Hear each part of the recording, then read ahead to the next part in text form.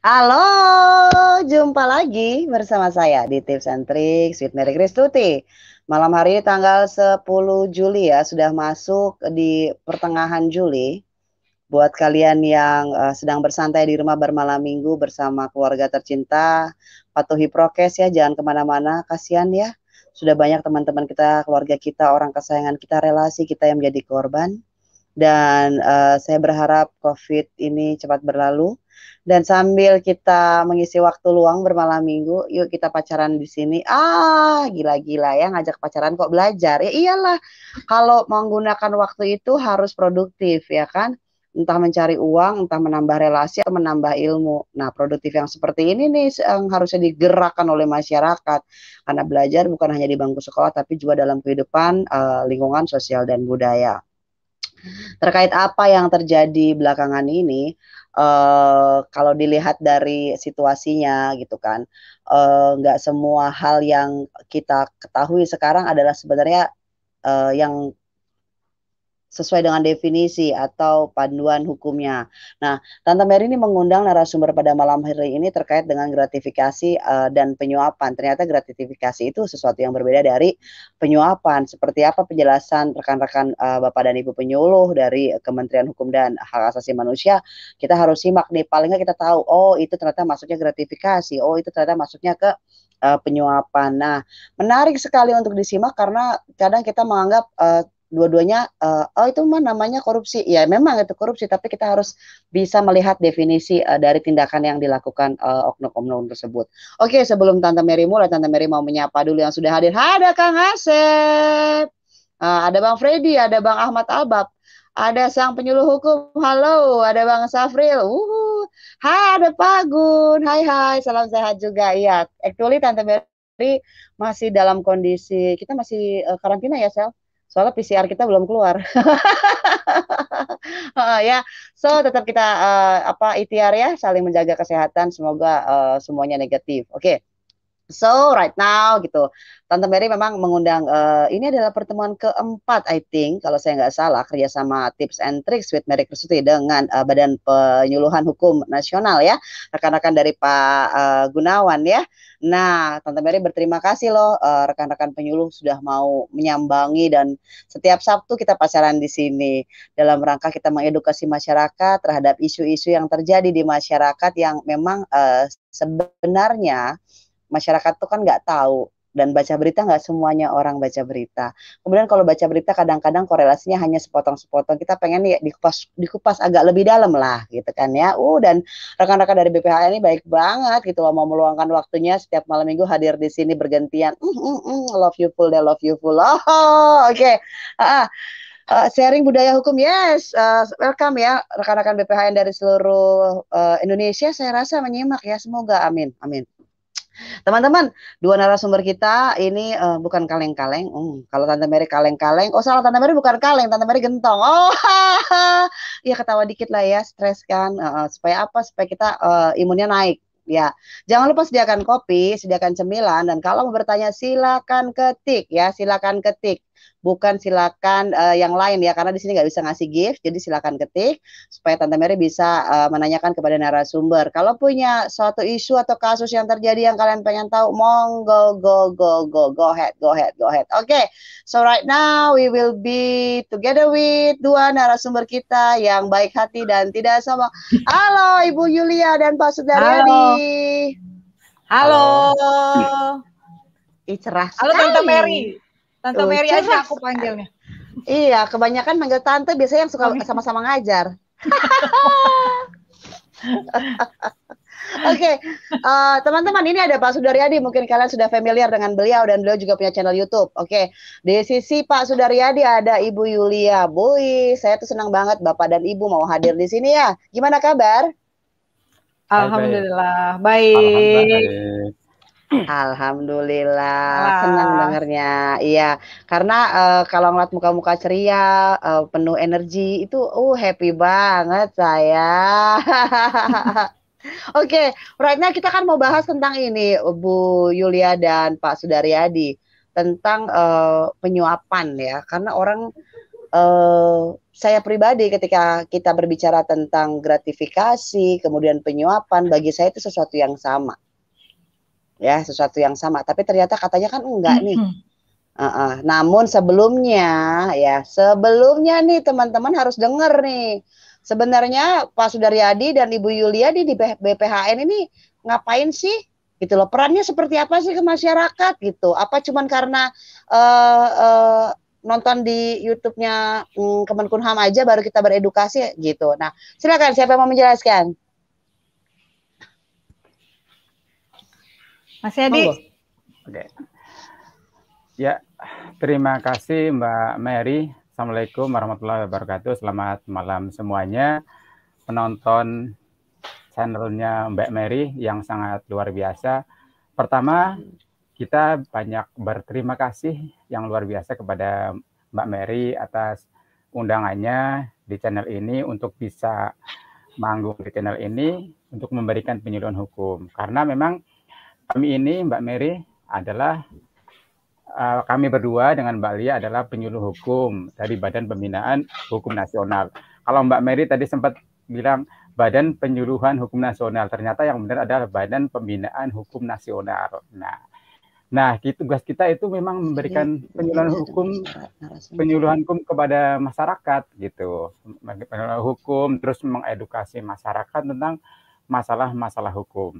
Nah, BPHN itu apa? BPHN itu adalah salah satu unit dari Kementerian Hukum dan HAM yang salah satu tugasnya adalah memberikan penyuluhan hukum kepada masyarakat, mengedukasi tentang masalah-masalah hukum kepada masyarakat, sekaligus juga memberikan konsultasi kepada masyarakat apabila ada permasalahan hukum di masyarakat. Bisa melalui langsung datang ke Badan Pembinaan Hukum Nasional yang kantornya ada di Cililitan, di samping BKN tuh, ataupun melalui online, jadi lsc.pphn.co.id. Nah, malam ini nih, kita juga akan memberikan penyuluhan hukum. Nah, yang seperti yang sudah disampaikan Mbak Mary tadi nih, kali ini yang akan kita sampaikan adalah mengenai penyuapan dan gratifikasi. Nah, pasti teman-teman atau masyarakat masih ada nih yang mungkin belum tahu, meskipun sebagian mungkin sudah tahu ya, tapi nggak apa-apa, biar lebih kita diskusinya lebih dalam ya mengenai penyuapan dan gratifikasi yang mungkin sebagian menganggap itu sama gitu, misalnya karena itu memang sama-sama pemberi, ternyata beda itu Mbak Mary. Tapi mungkin bukan saya dulu ya yang akan mengulas ya Mbak Mary ya materi ini. Tapi silakan Mbak Lia dulu untuk menyampaikan atau mengawali materi tentang penyuapan dan gratifikasi. Silakan Mbak Lia. Oke, terima kasih Mas Yadi. Tante Mary.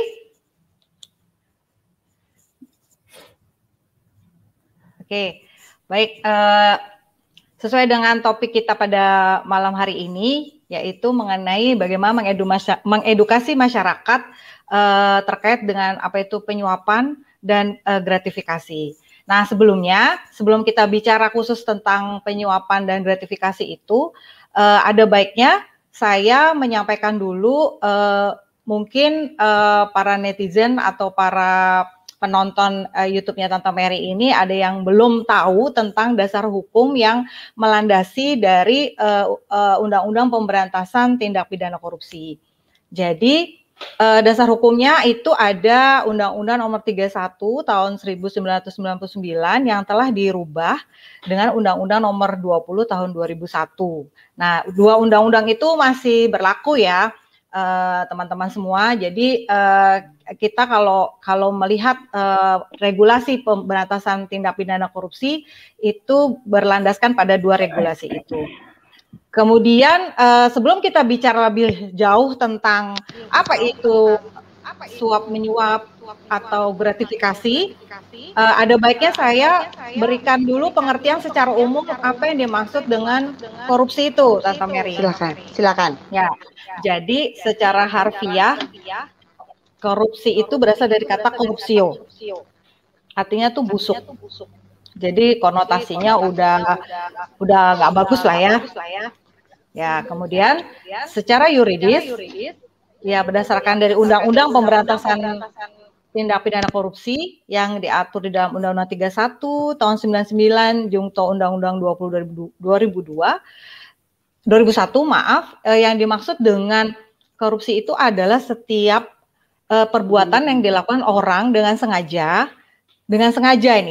ini menjadi satu highlight, sengaja dan melawan hukum untuk untuk melakukan perbuatan untuk memperkaya, baik memperkaya untuk dirinya sendiri, memperkaya untuk orang lain, atau suatu korporasi yang mengakibatkan kerugian negara serta perekonomian negara, kerugian keuangan negara serta perekonomian negara.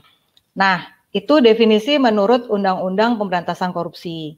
Kemudian banyak beberapa pakar yang memberikan pengertian-pengertian tentang korupsi. Saya mengambil satu contoh dari Robert Klitgard. Nah, ini yang paling familiar di istilah-istilah pemberantasan korupsi, bahwa korupsi itu adalah sebetulnya hampir sama, cuman suatu tingkah laku yang menyimpang. Jadi tingkah laku yang menyimpang dari tugas-tugas resmi jabatannya di dalam suatu negara, di mana tujuannya itu untuk memperoleh keuntungan, baik status atau uang yang menyangkut diri pribadi, perorangan, keluarganya, keluarga dekat, kelompok sendiri, dengan melanggar aturan pelaksanaan yang menyangkut tingkah laku pribadi. Nah, kemudian ada juga yang mendefinisikan bahwa korupsi itu adalah suatu tindakan yang dilakukan oleh pejabat publik, di mana mereka menyalahgunakan kepercayaan publik yang dikuasakan kepada mereka untuk mendapatkan keuntungan sepihak. Jadi intinya adalah perbuatan korupsi itu adalah perbuatan yang dilakukan oleh seorang pejabat publik atau penyelenggara negara. Kalau di dalam negara kita itu pegawai negeri sipil termasuk penyelenggara negara, nanti akan dijelaskan selanjutnya oleh Mas Yadi apa yang dimaksud dengan penyelenggara negara, apa yang dimaksud dengan pegawai negeri. Nah, selanjutnya ternyata selain dari tindak pidana suap menyuap dan gratifikasi, ternyata ada tindak pidana korupsi yang lain, Mbak Mary. Jadi sebetulnya di dalam Undang-Undang Pemberantasan Korupsi itu sebenarnya ada 30 jenis tindak pidana korupsi, tetapi bisa dikelompokkan dalam suatu klasifikasi yang lebih sederhana. Jadi ada 7, dikelompokkan ada 7. Nah, salah duanya itu adalah suap menyuap dan gratifikasi. Kemudian ada apa lagi? Ada yang disebut dengan penyalahgunaan wewenang sehingga merugikan keuangan negara. Contohnya apa? Contohnya sebenarnya simple. Misalnya, seorang penyelenggara negara atau pegawai negeri dikasih mobil pribadi, mobil dinas. Nah, kemudian mobil dinas itu dipergunakan untuk kepentingan pribadi. Nah, itu contoh kecil. Tapi sebenarnya itu adalah termasuk tindak pidana korupsi. Karena apa? Misalnya buat pulang kampung. Nah, misalnya menjelang hari raya gitu ya. Karena dapat mobil dinas, udah pakai aja mobil dinas itu untuk kepentingan pribadi. Itu sebenarnya tidak boleh. Seperti itu. Terus kemudian yang kedua suap menyuap itu tadi. Jadi suap menyuap itu bisa terkena kepada yang memberi suap, juga yang menerima suap, gitu ya. Contoh sederhananya misalnya ketika kita dalam di jalan raya, kita ditilang nih sama Pak Polisi, terus kita biar damai, ngajak damai, kita nyuap deh gitu ya, walaupun nggak seberapa nilainya, tapi itu juga sebenarnya ada termasuk perilaku yang koruptif seperti itu. Kemudian ada penggelapan jabatan. Penggelapan jabatan tuh jadi seorang penyelenggara negara atau PNS itu menggelapkan uang, contohnya, atau dokumen untuk kepentingan pribadi. Misalnya dia memanipulasi kwitansi kosong seperti itu. Itu termasuk dalam kategori penggelapan dalam jabatan seperti itu. Terus kemudian yang keempat ada pemerasan. Pemerasan itu memaksa orang lain untuk melakukan sesuatu untuk keuntungan pribadi. Contohnya adalah misalnya pungutan-pungutan liar, Mbak Mary, seperti itu. Yang sebenarnya misalnya pengurusan IKTP itu kan sebenarnya tidak mengeluarkan biaya sama sekali. Tapi oknum penyelenggara PNS atau aparat ini dia meminta kepada warga atau masyarakat dengan alasan untuk mempercepat seperti itu. Jadi itu masuk kategori pemerasan seperti itu. Kemudian yang kelima itu perbuatan curang. Jadi misalnya dalam proyek suatu proyek pembangunan, jadi di situ ada bentuk kecurangan-curangan yang dilakukan oleh kontraktor, tukang, atau toko bahan bangunan. Kenapa? Walaupun mereka bukan seorang PNS atau penyelenggara negara, tapi kan mereka mendapatkan proyek atau kontrak tender itu kan misalkan dari kementerian lembaga yang basis anggarannya adalah dari keuangan negara, seperti itu.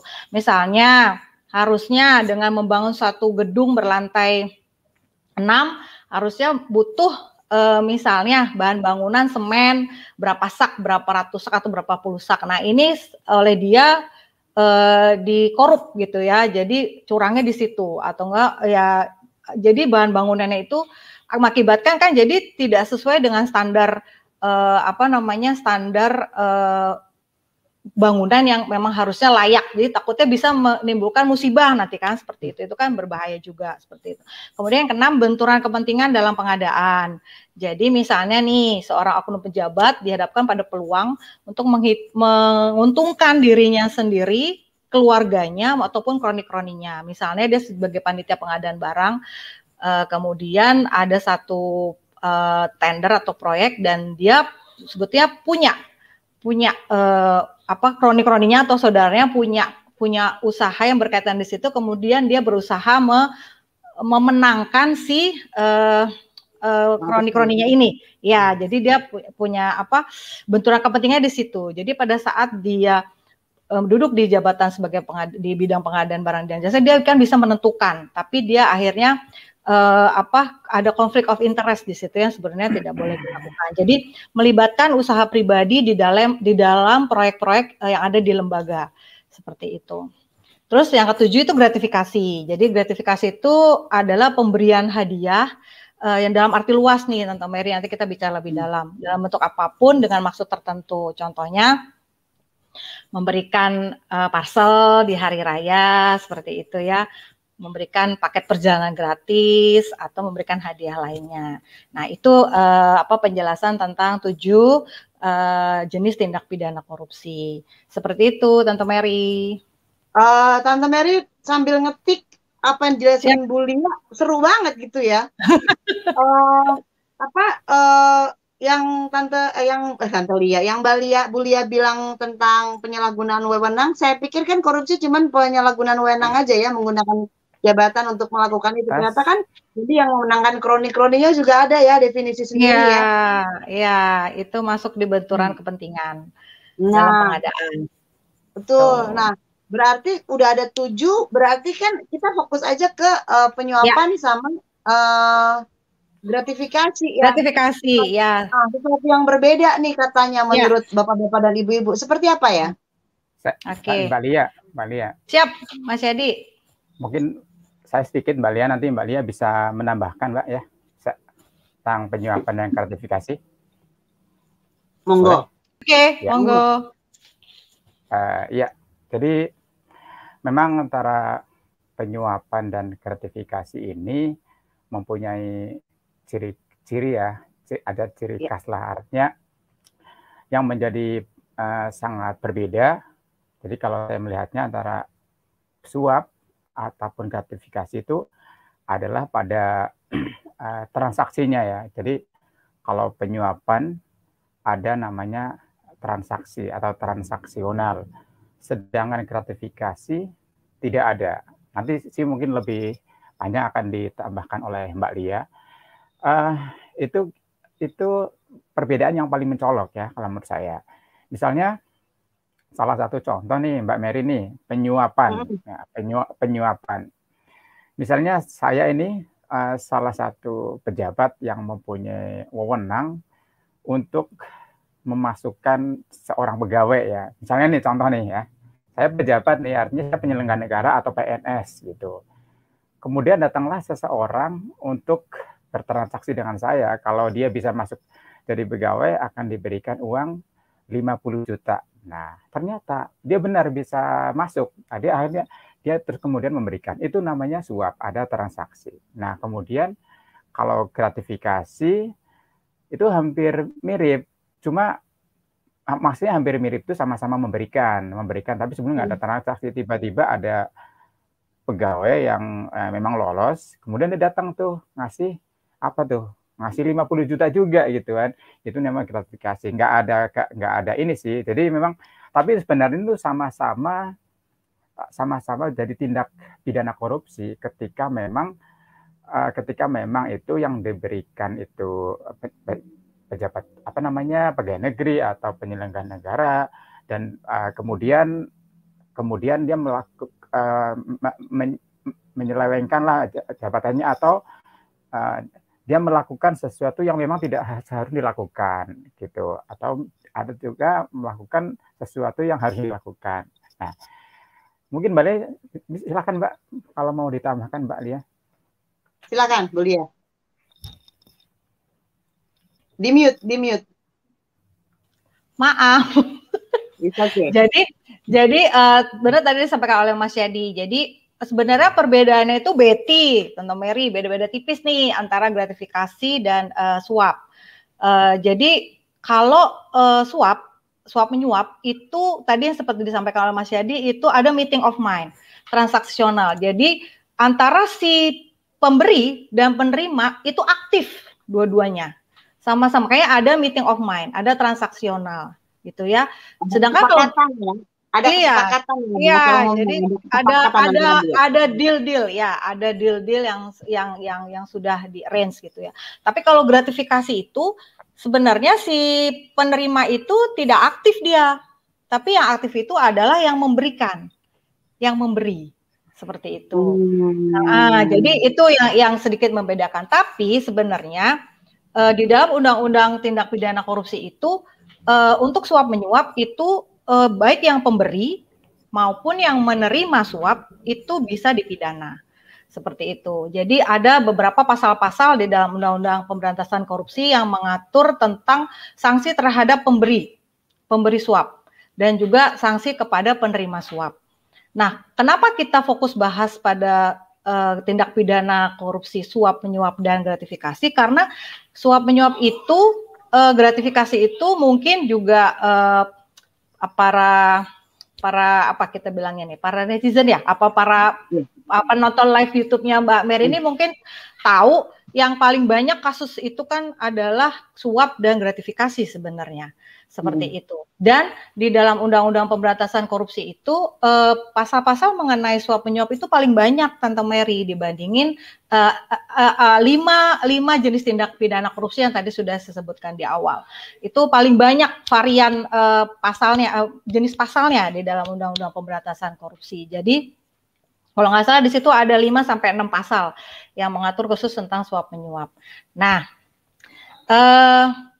jadi kalau gratifikasi itu karena berawal kan dari sebenarnya pemberian, kan itu tadi budaya kita yang biasa, budaya timur apalagi ya, terus kemudian persahabatan, hubungan pertemanan gitu kan, sebetulnya tidak ada maksud lain.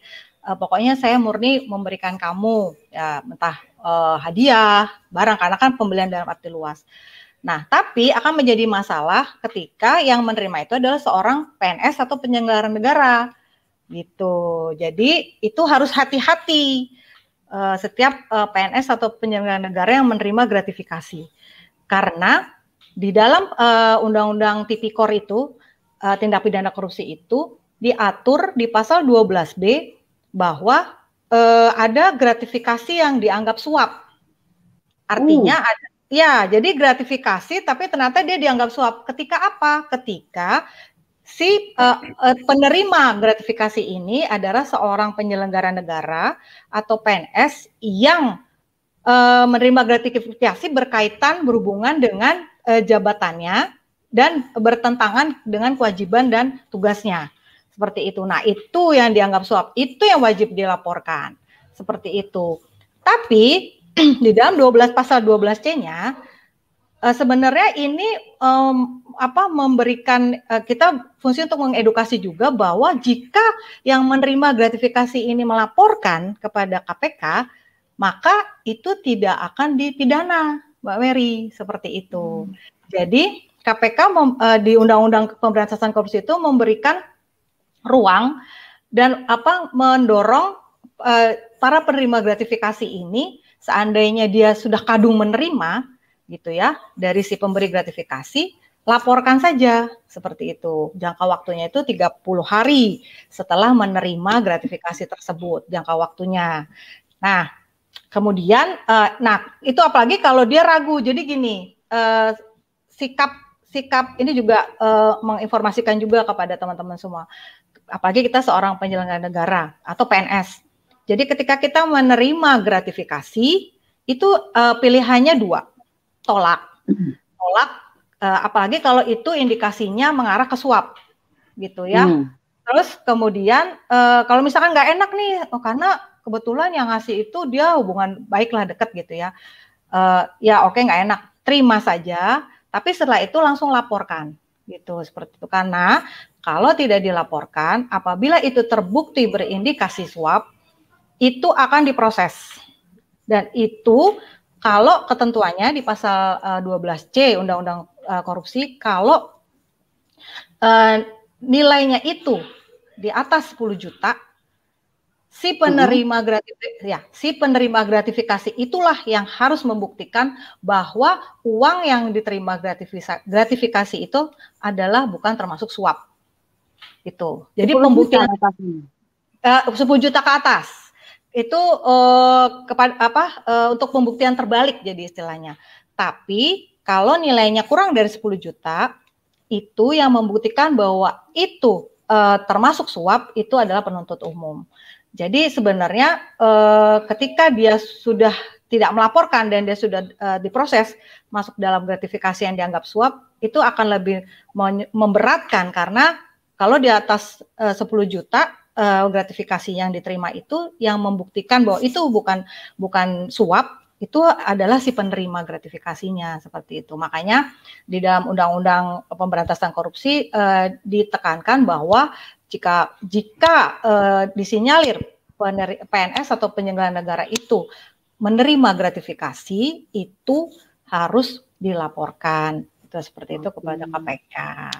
Nah, seru banget. Terima kasih Mbak Lia atas penjelasannya. Dan teman-teman, kalian udah banyak banget nih yang ngechat ya, bertanya. Oke, panjang sekali pertanyaan. Satu-satu Tante Mary akan bacakan ya sesuai dengan modulasi, karena penjelasannya tadi cukup membuat Tante Mary merasa berpikir bahwa ternyata gratifikasi itu berbeda dengan penyuapan ya. Kalau ada kesepakatan, itu disebut penyuapan. Tapi kalau kayak ucapan terima kasih, itu masuknya ke gratifikasi ya, Bu Lia ya. Oke, nah kalau ditanya dari para penonton yang melakukan chatting di sini, oke, pelan-pelan ya. Oke, Bang Amas dari Malaysia bilang nih begini, Bu Yulia dan Pak Sudaryadi, kalau di Malaysia kalau tertangkap, jumlah kita kena bayar denda adalah 10 kali lipat dari suapan tersebut, masuk penjara juga gitu ya, kasusnya rasuah ya, betul ya. Makasih informasinya, Bang Amas. Kemudian rekan-rekan yang baru hadir silakan posting pertanyaan ya, nanti akan Tante Mary bacakan, dan kalian semoga mendapatkan pencerahan atas pertanyaan yang menggantung yang kalian rasakan selama ini. Oke, malam Kak, apakah jika diberikan hadiah termasuk gratifikasi sebagai tanda terima kasih? Yes ya. Tadi Bu Yulia sudah menjelaskan ya, tanda hadiah sebagai gratifikasi, cuma ada nilainya 10 juta tadi ya Bu Yulia ya. Iya, cuman nanti ada ketentuan lain yang KPK membuat list, Mbak Mary. Ada gratifikasi yang wajib dilaporkan dan ada gratifikasi yang tidak wajib dilaporkan. Nah, mungkin Mas Yadi, apa kita inventaris pertanyaan dulu, apa mau dijawab dulu? Saya mau komentarin juga ya. Ya. Boleh. Silakan Pak Yadi, silakan. Ya. Saya akan menambahkan juga mengenai gratifikasi. Gratifikasi juga ini salah satu cirinya, kalau pernah ya mendengar gravitasi ya, gravitasi itu dari bawah. Kalau gravitasi itu dari atas ke bawah ya. Kalau gratifikasi dari bawah ke atas. Nah, dari bawah ke atas. Ya, Biasanya dari seperti itu. bawah. Gratifikasi dari bawah ke atas. Misalnya dari staf kepimpinan, dan seterusnya. Tetapi memang ada COI, ada conflict of interest gitu. Ada inilah COI tadi tuh ya. Ada satu kepentingan dari bawah ke atas. Kalau memang tidak ada sih, ya enggak dianggap gratifikasi. Misalnya saudara saya sih, ponakan saya nih, atau ini yang jauh di sana tuh, dia ngasih hadiah ke saya, nggak ada hubungannya dengan jabatan ya, yaitu dianggap bukan gratifikasi karena tidak ada kepentingan meskipun dia dari bawah ke atas gitu. Tapi kalau misalnya staf memberikan sesuatu hadiah atau apa gitu kan ke pimpinan, itu bisa jadi gratifikasi karena itu ada kepentingan, ada kepentingan lah, karena itu sama-sama penyelenggara negara, dan misalkan satu kantor gitu ya, pasti ada sesuatu deh, karena gini, katakanlah gini Mbak Mary ya, katakanlah ya pejabat di situ nggak mungkin kalau misalkan dia nggak ada di situ nggak ada sesuatu dari bawahnya tadi gitu kan, karena gitu kan, banyak gitu, itu yang menjadikan konflik of interest tadi, ada COI gitu, misalkan gitu. Nah, sebenarnya ini saya ingin bercerita, ini kan waktunya panjang, nggak apa-apa ya saya bercerita. Ya, Tapi zaman Nabi juga ada gratifikasi juga ternyata. Jadi gini, waktu itu ada seorang pengumpul zakat gitu kan, kemudian ada dari masyarakat itu sudah memberikan zakat memang untuk baitul mal istilahnya, ada juga yang memberikan untuk yang pengumpul zakatnya itu. Nah, kemudian dilaporkan, dia menyampaikan bahwa ini bagian ini untuk istilahnya baitul mal itu yang akan diberikan lagi. Ya, ini saya dapat lagi nih dari seseorang itu, dari seseorang. Nah, kata Nabi, oh nggak boleh, itu nggak boleh, itu namanya apa ya gitu ya, kalau sekarang itu gratifikasi, nggak boleh, karena itu ada kepentingan. Coba kalau kamu nggak jadi petugas amil, kamu nggak mungkin dapat dari sana. Nah itu gitu loh maksudnya. Kalau kamu di rumah aja, pasti kamu nggak mungkin dapat. Nah itu yang di situ yang jadi salah satu ciri khas itu namanya gratifikasi. Nah itu. Nah terus apalagi? Nah tadi saya menambahkan yang Mbak Lia sudah menyampaikan tentang kalau kita mendapat gratifikasi untuk dilaporkan ke KPK. Kemudian 30 hari, kemudian sebelum 30 hari, KPK akan menentukan selama paling lambat 30 hari. Nah, ini akan jadi gratifikasi atau bukan. Kalau gratifikasi akan diserahkan ke negara, kalau tidak, bukan gratifikasi, akan dikembalikan kepada yang penerima. Nah, tetapi Mbak Mary, nggak usah khawatir, misalkan nah, ini contohnya nih, misalkan Pak Gunawan mudah-mudahan hadir nih. Dia dikasih gratifikasi itu sebuah raket yang harganya mahal gitu, raket merek apa, kebetulan Pak Gunawan ini suka bulu tangkis nih.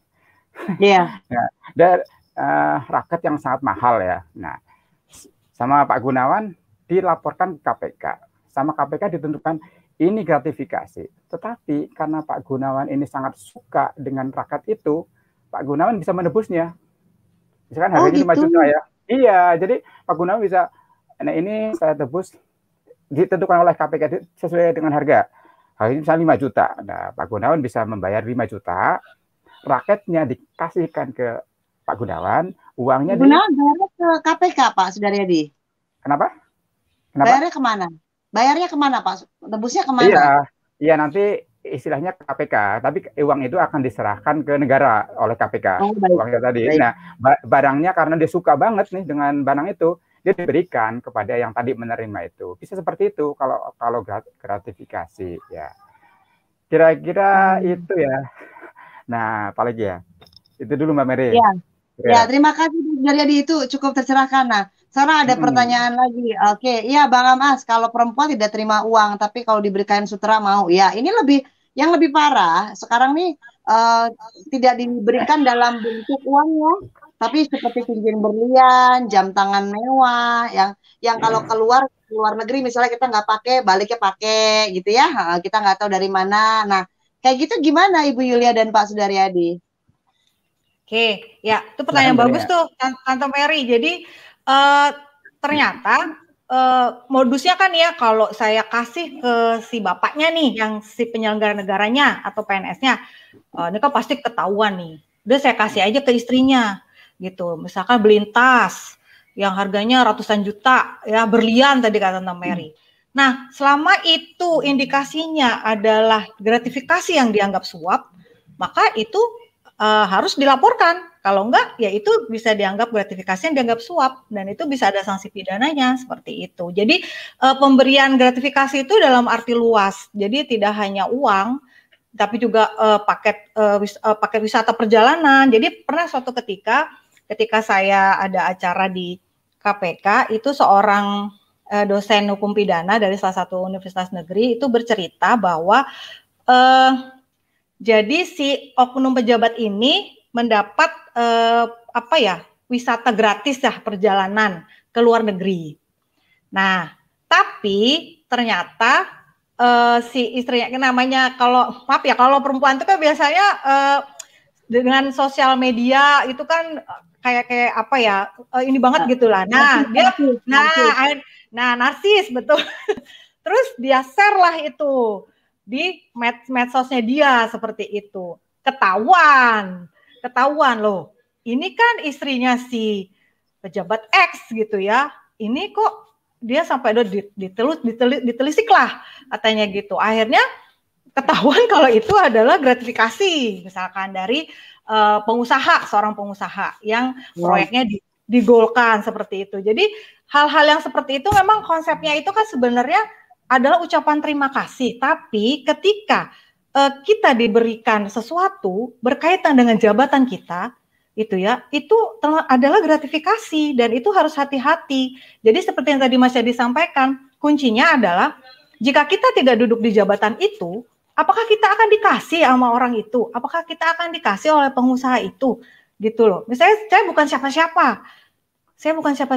Saya misalkan seorang PNS tapi yang tidak punya kewenangan apa-apa, misalkan, tidak punya power apa-apa. Apakah saya akan dikasih seperti itu? Nah, itu kunci utamanya. Dan gratifikasi itu memang kenapa Undang-Undang Pemberantasan Korupsi itu mengatur tentang gratifikasi, karena gratifikasi itu adalah pintu masuk terjadinya tindak pidana korupsi yang lebih besar lagi, Tante Mary, seperti itu. Jadi ini juga ada kisah tentang benteng raksasa Cina itu pada puluhan ribu tahun yang lalu itu dijaga oleh prajurit-prajurit yang sangat banyak dan sangat disiplin dalam menjaga bentengnya. Serangan musuh selalu gagal.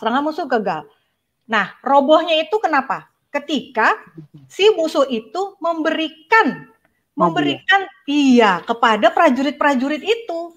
Akhirnya mereka lengah seperti itu, diseranglah benteng itu, akhirnya bisa dikuasai oleh musuh. Jadi itu adalah pintu masuk. Jadi dari gratifikasi lah kita tuh harus hati-hati. Tapi di sini saya mau menjelaskan juga ada kategori gratifikasi, Tante Mary. Jadi ada gratifikasi yang wajib dilaporkan dan ada yang tidak wajib dilaporkan.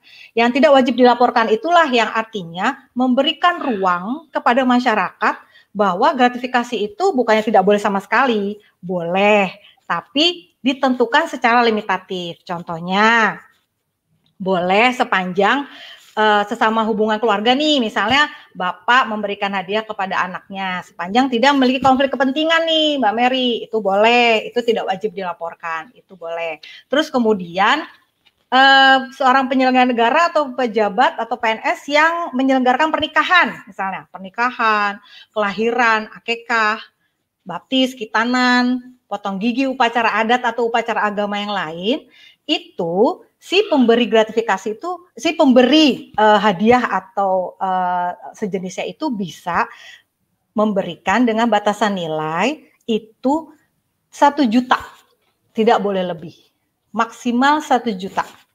Itu jadi ada batasannya. Jadi kalau misalkan seorang penyelenggara negara atau PNS itu punya hajatan Terus relasi-relasinya itu memberikan angpau. Itu dibatasi Tante Mary, nggak boleh lebih dari 1 juta. Seperti itu. Kalau dia lebih dari kalau dia lebih dari 1 juta, berarti ya harus dilaporkan seperti itu. Terus kemudian misalnya penerima ini seorang PNS penyelenggara negara yang terkena musibah atau bencana, itu boleh dibantu maksimal juga 1 juta per pemberi. Ini diatur di dalam surat edaran KPK. Nah, ini juga mungkin harus kita informasikan kepada masyarakat bahwa agar kita pun yang walaupun bukan PNS, kita masyarakat, kita harus tahu seperti itu. Terus kemudian nih sesama pegawai, misalnya kan kalau di PNS kan ada yang pensiun, ada yang promosi, ya itu kan pasti ada acara-acara menyambut itulah untuk merayakan itu atau gitu, pisah sambut, pensiun, promosi, ulang tahun. Nah itu paling banyak hanya 300.000 dengan untuk satu pemberi ya, pemberi yang sama dengan total pemberian 1 juta dalam 1 tahun gitu. Jadi dalam 1 tahun itu nggak boleh lebih dari 1 juta gitu untuk satu pemberi yang sama. Kemudian sesama rekan kerja nih kayak tadi Mas Yadi sampaikan, boleh sesama rekan kerja. Misalnya kita sahabatan nih, soulmate nih, kita punya soulmate kita ulang tahun gitu ya, itu paling banyak hadiahnya itu 200.000 itunya plafonnya. Dan kalau dalam 1 tahun tidak boleh lebih dari 1 juta juga dalam 1 tahun. Berarti 5 orang, cuma boleh dapat 5 orang, kan 1 juta dibagi 2.000. Iya, benar. Itu kalau hitungan matematika seperti itu. Iya, betul gitu. Terus nah yang tidak wajib dilaporkan juga hidangan atau sajian yang berlaku umum. Tante Mary itu nggak perlu dilaporkan gitu. Kalaupun misalkan kita dapat biasanya nih kita nih ya suka datang nih orang dari daerah, terus ngasih oleh-oleh gitu ya. Nah itu kan dalam bentuk makanan. Nah memang sebaiknya nggak apa-apa kalau nggak diterima kan mungkin nggak enak, nggak apa-apa. Tapi sioganya sebaiknya itu diberikan kepada orang yang membutuhkan ke panti sosial atau panti asuhan seperti. Nah nanti bukti pemberiannya itu dilaporkan ke KPK gitu nih, bahwa saya mendapat ini jenis makanan ini, oleh-oleh ini gitu ya, dari siapa yang memberi, misalkan kanwil mana seperti itu kita berikan kepada pihak berhak, terus kita foto, kita kirim ke KPK melalui unit pengendali gratifikasi dari masing-masing unit utama. Nah, itu nanti KPK akan menelaah. Kalau misalkan oke, aman, silahkan, itu nggak ada masalah seperti itu. Jadi seperti itu diaturnya, Tante Mary. Terus kemudian ini nggak apa-apa ya, aku bacain satu-satu biar lebih jelas gitu. Ya, terus yang tidak wajib dilaporkan juga adalah misalnya si penyelenggara negara itu atau PNS itu mendapat prestasi akademik atau non akademik tapi atas biaya sendiri, Tante Mary. Seperti misalkan Mas Yadi nih, Mas Yadi kan YouTuber nih. YouTuber, dia seorang PNS tapi YouTuber. Terus tiba-tiba dia ikut kompetisi, misalnya kompetisi YouTuber tentang bagaimana menyampaikan pesan-pesan hukum. Ternyata menang nih Mas Yadi. Nah, itu nggak masalah, tidak wajib dilaporkan gitu ya, karena itu adalah usaha dari Mas Yadi sendiri untuk menang suatu kompetisi. Terus kemudian keuntungan atau bunga dari penempatan dana atau investasi atau kepemilikan pribadi yang berlaku umum gitu. Jadi misalnya seorang PNS menanamkan saham misalnya gitu ya, terus yang di perusahaan-perusahaan TBK. Nah itu kan berlaku umum ya, semua pasti akan dapat keuntungan berlaku umum. Jadi tidak hanya buat si PNS itu sendiri yang menginvestasikan saham modalnya, tapi juga yang lain. Jadi yang berlaku umum itu nggak masalah. Terus kemudian manfaat bagi seluruh peserta koperasi atau organisasi pegawai berdasarkan keanggotaan yang berlaku umum. Pokoknya berlaku umum itu boleh, nggak usah dilaporkan. Terus misalnya nih, kita ikut seminar nih, Tante Mary, seminar. Ya. Kita dapat seminar kit kan, dapat apa lagi ya, cindera mata atau apa, itu tidak perlu dilaporkan. Karena itu kan berlaku umum gitu. Kecuali tidak berlaku umum. Jadi misalnya nih, maaf, hanya pejabat-pejabat tertentunya aja yang dikasih gitu ya, yang peserta umumnya enggak, itu sebenarnya tidak boleh. Jadi kalau berlaku umum itu tidak boleh dilaporkan. Terus penerimaan hadiah, beasiswa, atau tunjangan, baik berupa uang atau barang, yang ada kaitannya dengan peningkatan prestasi kerja yang diberikan oleh pemerintah atau pihak lain sesuai peraturan perundang-undangan yang berlaku. Jadi dapat beasiswa, dapat hadiah dalam rangka peningkatan prestasi kerja itu tidak perlu dilaporkan. Kemudian kompensasi profesi di luar kedinasan yang terkait tupoksi dari pejabat pegawai tersebut, tapi tidak ada konflik kepentingan dan tidak melanggar aturan internal, itu tidak perlu dilaporkan, seperti itu. Nah, tapi kalau yang wajib dilaporkan itu gratifikasi yang berindikasi suap, Tante Mary, yaitu yang berkaitan dengan kedinasan, berkaitan dengan pemberian layanan kepada masyarakat, dalam proses penyusunan anggaran, proses pemeriksaan audit, monitoring, evaluasi, terkait perjalanan dinas. Nah, kalau perjalanan dinas itu kan, kita misalkan perjalanan dinas, kita kan dari kantor sudah dapat nih, gitu ya. Nah, di daerah kita nggak boleh lagi terima double anggaran seperti itu. Jadi karena itu sudah difasilitasi dari kantor kita berangkat. Jadi saya berbagi cerita juga. Jadi kalau saya misalkan tugas dengan KPK ke daerah gitu ya, Tante Mary, itu benar-benar memang mereka itu adalah tidak gimana kalau kayak jalangkung gitu, datang iya, dan mereka tidak mau, dan mereka itu juga termasuk ketika kita di sana gitu ya, makan siang, makan malam itu sama sekali tidak mau dijamu oleh pihak yang menerima dia, yang menyelenggarakan kegiatan itu, seperti itu, karena mereka berpendapat kita sudah dapat gitu, kita sudah difasilitasi oleh kantor, seperti itu. Jadi memang hal-hal yang seperti itu yang memang masyarakat harus tahu, apalagi jika yang nonton ini adalah Bapak Ibu para pegawai negeri atau penyelenggara negara atau pejabat publik, seperti itu, Tante Mary. Panjang banget penjelasannya Bu Yulia ya, dan saya ini sampai terbengong-bengong, banyak banget yang masuk kategori. Namun kita kembali ke pertanyaan para penonton dulu ya, Bu Lia, Pak Sudaryadi ya. Oke. Apakah pemberi gratifikasi juga bisa kena tindak pidana? Nah, siapa yang mau jawab nih? Ya, jadi boleh. Boleh, Pak Sudaryadi, monggo. Iya, tentunya pemberian bisa menjadi, itu namanya bisa jadi gratifikasi. Bisa, artinya gini, bisa jadi itu dipidana atau tidak pidana. Kalau gratifikasi menjadi suap, maka ya itu bisa dipidana gitu.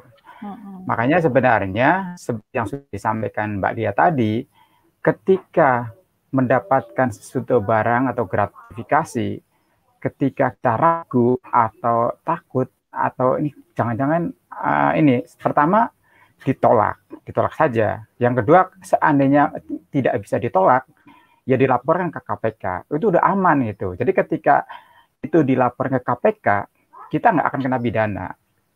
Seandainya oleh KPK itu jadi gratifikasi, ya sudah, memang harus diserahkan negara. Seandainya itu juga bukan gratifikasi, maka itu dikembalikan kepada si penerima tadi, seperti itu. Nah, jadi itu kriterianya, teman-teman semuanya dan penonton semuanya ya. Jadi kalau memang yang tadi seperti yang Mbak Lia sudah sampaikan, kriterianya yang wajib dilaporkan, yang tidak dilaporkan, ketika sudah melebihi, misalkan tadi tuh ada acara memberikan hadiah, temannya ulang tahun ataupun mau pensiun, ternyata melebihi dari yang ditentukan,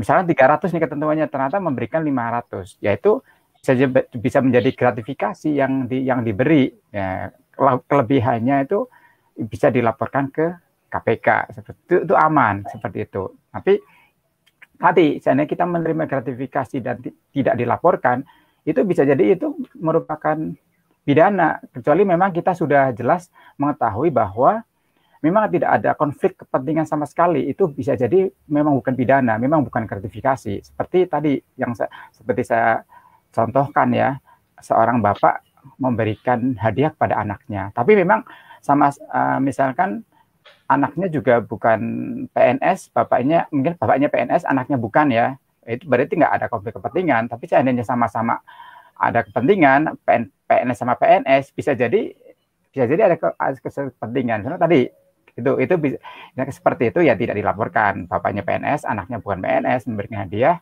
itu bukan gratifikasi. Tapi kalau misalkan ada sesuatu atau yang menerima ragu, ya itu bisa jadi itu Mbak. Nah mungkin saya akan menambahkan lagi Mbak yang tadi Mbak Lia sampaikan nih. Pernah ingat ya, jadi ada salah satu yang dilaporkan adalah pemberian honor atau insentif lainnya dalam jumlah atau frekuensi yang tidak wajar. Artinya ada kelebihan ini, ada kelebihan. Pernah ingat ada di Klaten tuh ada seorang penghulu yang setiap dia setelah menikahkan itu pulangnya diberikan tambahan gitu. Ada yang memberikan 25.000, ada yang 50.000, ada yang 100.000. Ternyata sama dia itu semua dilaporkan. Itu karena itu bentuk gratifikasi, karena ada konflik kepentingan. Dia nggak mungkin dapat dari yang punya rumah kalau dia nggak menikahkan. Tapi dia dilaporkan semua tuh. Makanya dia waktu itu kan kalau nggak salah dia dapat penghargaan dari KPK. Nah, dan ternyata dari sekian yang dilaporkan itu juga nggak semua jadi gratifikasi juga. Ada juga beberapa yang dikembalikan. Nah, karena dia merasa, wah saya ragu nih, makanya dia lebih aman dilaporkan. Iya, kira-kira seperti itu Mbak Mary. Oke, baik Pak Sudaryadi dan Bu Yulia. Menarik sekali ketika Bapak dan Ibu membahas baiknya dilaporkan. Baiknya dilaporkan teman-teman, namun ada namun ya. Hanya sekedar sharing dari pengalaman gitu ya. Bentuk-bentuk motif yang melatar belakangi tindakan ini, contoh WA atau SMS. Mobil gue mogok nih, anak gue sunatan nih, gitu ya. Anak gue mau masuk sekolah nih, gitu. Nah, entah apa di belakangnya, namun yang namanya membangun sebuah hubungan baik, kita tidak bisa menutup kemungkinan bahwa membangun hubungan baik butuh waktu, butuh proses, dan biasanya trial and error. Dengan dikasih clue-clue kayak gitu, kita punya tanda kutip nyangkut nggak nih, gitu kan? Perasaan-perasaan yang disampaikan melalui tulisan-tulisan itu nyampe nggak nih, gitu kan? Nah, memang itu tidak terkorelasi langsung terhadap sebuah proyek ya, karena efek yang tadi disampaikan adalah kalau ada kebutuhan di ujungnya berarti berupa apa kan gitu kan, entah penyuapan, entah gratifikasi. Tapi ini dia harus membangun relasi dulu. Sebelumnya belum ada proyeknya, bahasa kasarnya nyiram dulu. Ya. Nah, apakah yang nyiram-nyiram dulu ini kemudian, karena pertanyaan ini dari penonton yang bilang kalau biasa nerima karena sebelumnya udah bersahabat gitu ya. Seperti apa gitu, nyiram dulu di masa lalu, nyiram gitu supaya nanti panen suatu saat nanti bisa. Itu gimana menurut Bapak dan Ibu? Oke, baik. Ya, makasih Tante Mary, pertanyaan bagus. Jadi membina hubungan dulu ya, nyiram dulu. Nah, kuncinya ini aja, kalau itu berhubungan dengan jabatan dari relasi yang akan mau di entertain lah, ibaratnya seperti itu ya. Terus berlawanan dengan kewajiban dan tugasnya. Nah, itu tadi yang pertanyaan yang statement saya di awal. Kalau si pejabat itu nggak duduk di jabatan itu, apakah dia akan membina relasi itu? Pastikan si pemberi itu sudah punya maksud sebenarnya. Nah, itu kan tadi yang Mbak Mary sampaikan waktu sebelum kita live, bahwa itu namanya pemberi suap yang menjanjikan, itu masuk suap, malah suap, pemberi suap. Jadi tadi saya sampaikan di Undang-Undang Pemberantasan Korupsi itu ada pasal-pasal mengatur sanksi kepada pemberi suap juga, seperti itu. Jadi ya kan membina hubungan dulu ya. Kalau dia nggak duduk di jabatan itu, apakah akan membina hubungan? Seperti itu kan kuncinya. Jadi sebatas kalau itu berhubungan dengan jabatan si orang itu dan berlawanan dengan kewajiban dan tugasnya, itu suap atau bisa gratifikasi yang dianggap suap. seperti itu. Jadi harus hati-hati memang. Jadi memang ini ada mengedukasi juga kepada tidak hanya kepada para penyelenggara negara atau pegawai negeri, tapi juga kepada pengusaha, masyarakat. Kadang-kadang kan dari masyarakatnya sendiri kan, kadang-kadang dari pengusahanya sendiri kan, seperti itu. Yang apa? Membangun budaya itu sebenarnya itu perilaku-perilaku yang ya tidak bagus juga, karena itu jadi membiasakan orang kan, jadi akhirnya kan kadang-kadang biar cepet nih, jadi dari kitanya juga gitu loh, dari masyarakatnya juga, biar cepet nih gue selipin aja deh gitu, padahal itu sebetulnya ada budaya-budaya yang tidak baik seperti itu. Nah, tugas kita di sini nih, terima kasih juga nih Tante Mary mau memfasilitasi, kita kan penyuluh nih, jadi kita punya kewajiban untuk memberikan edukasi pencerahan kepada masyarakat bahwa seperti ini tuh budaya yang tidak baik, jadi jangan dibiasakan seperti itu. Nggak enaknya lagi nanti udah mengentertain di awal, membina relasi, ternyata juga nggak dapat proyeknya seperti itu kan. Aduh itu apes itu, amsyong ya, amsyong. Bu Lia, karena ini pertanyaan dari penonton ya, makanya Gagang Teko itu jawabannya ya. Jadi kalau temanmu sekarang udah menjabat, mungkin kamu harus berpikir untuk memberikan sesuatu ya. Betul. Karena posisi itu bisa menyebabkan kalian berdua tersangkut gitu ya, Bu Lia dan Bu Daryadi. Oke. Saya cerita sedikit ya. Di dalam sebuah tender proyek biasanya ada factory visit untuk bisa mengecek kelaikan dan persiapan untuk produksi sebuah produk yang dibutuhkan dalam suatu tender, ya. Di dalam factory visit itu tadi Bu Lia menyampaikan bahwa biasanya kalau kita dinas itu sudah ada uang operasional dari kantor. Perjalanan dinas. Perjalanan dinas. Nah, tapi jangan salah, di dalam factory visit pun akan terselip banyak hal gitu kan. Jatah oleh-oleh, ini makan, jadi yang nominalnya luar biasa. Artinya ya pulang lumayan lah gitu kan. Nah, bawa oleh-oleh. Nah, seperti itu gimana, Bu?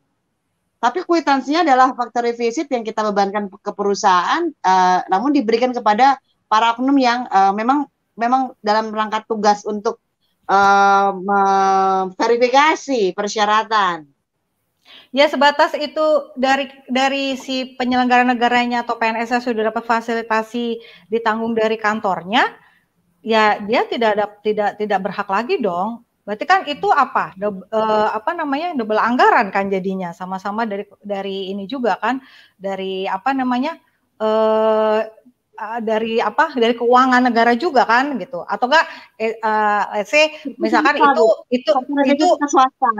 Iya swasta, tapi kan pada saat dia berkunjung melakukan kayak visit gitu kan, itu kan sebetulnya sudah ditanggung oleh negara dari fasilitas dari kantornya, itu sudah pasti, dan itu memang banyak terjadi gitu. Jadi maksudnya ya itu kan itu tadi karena apa? Itu motifnya itu karena apa?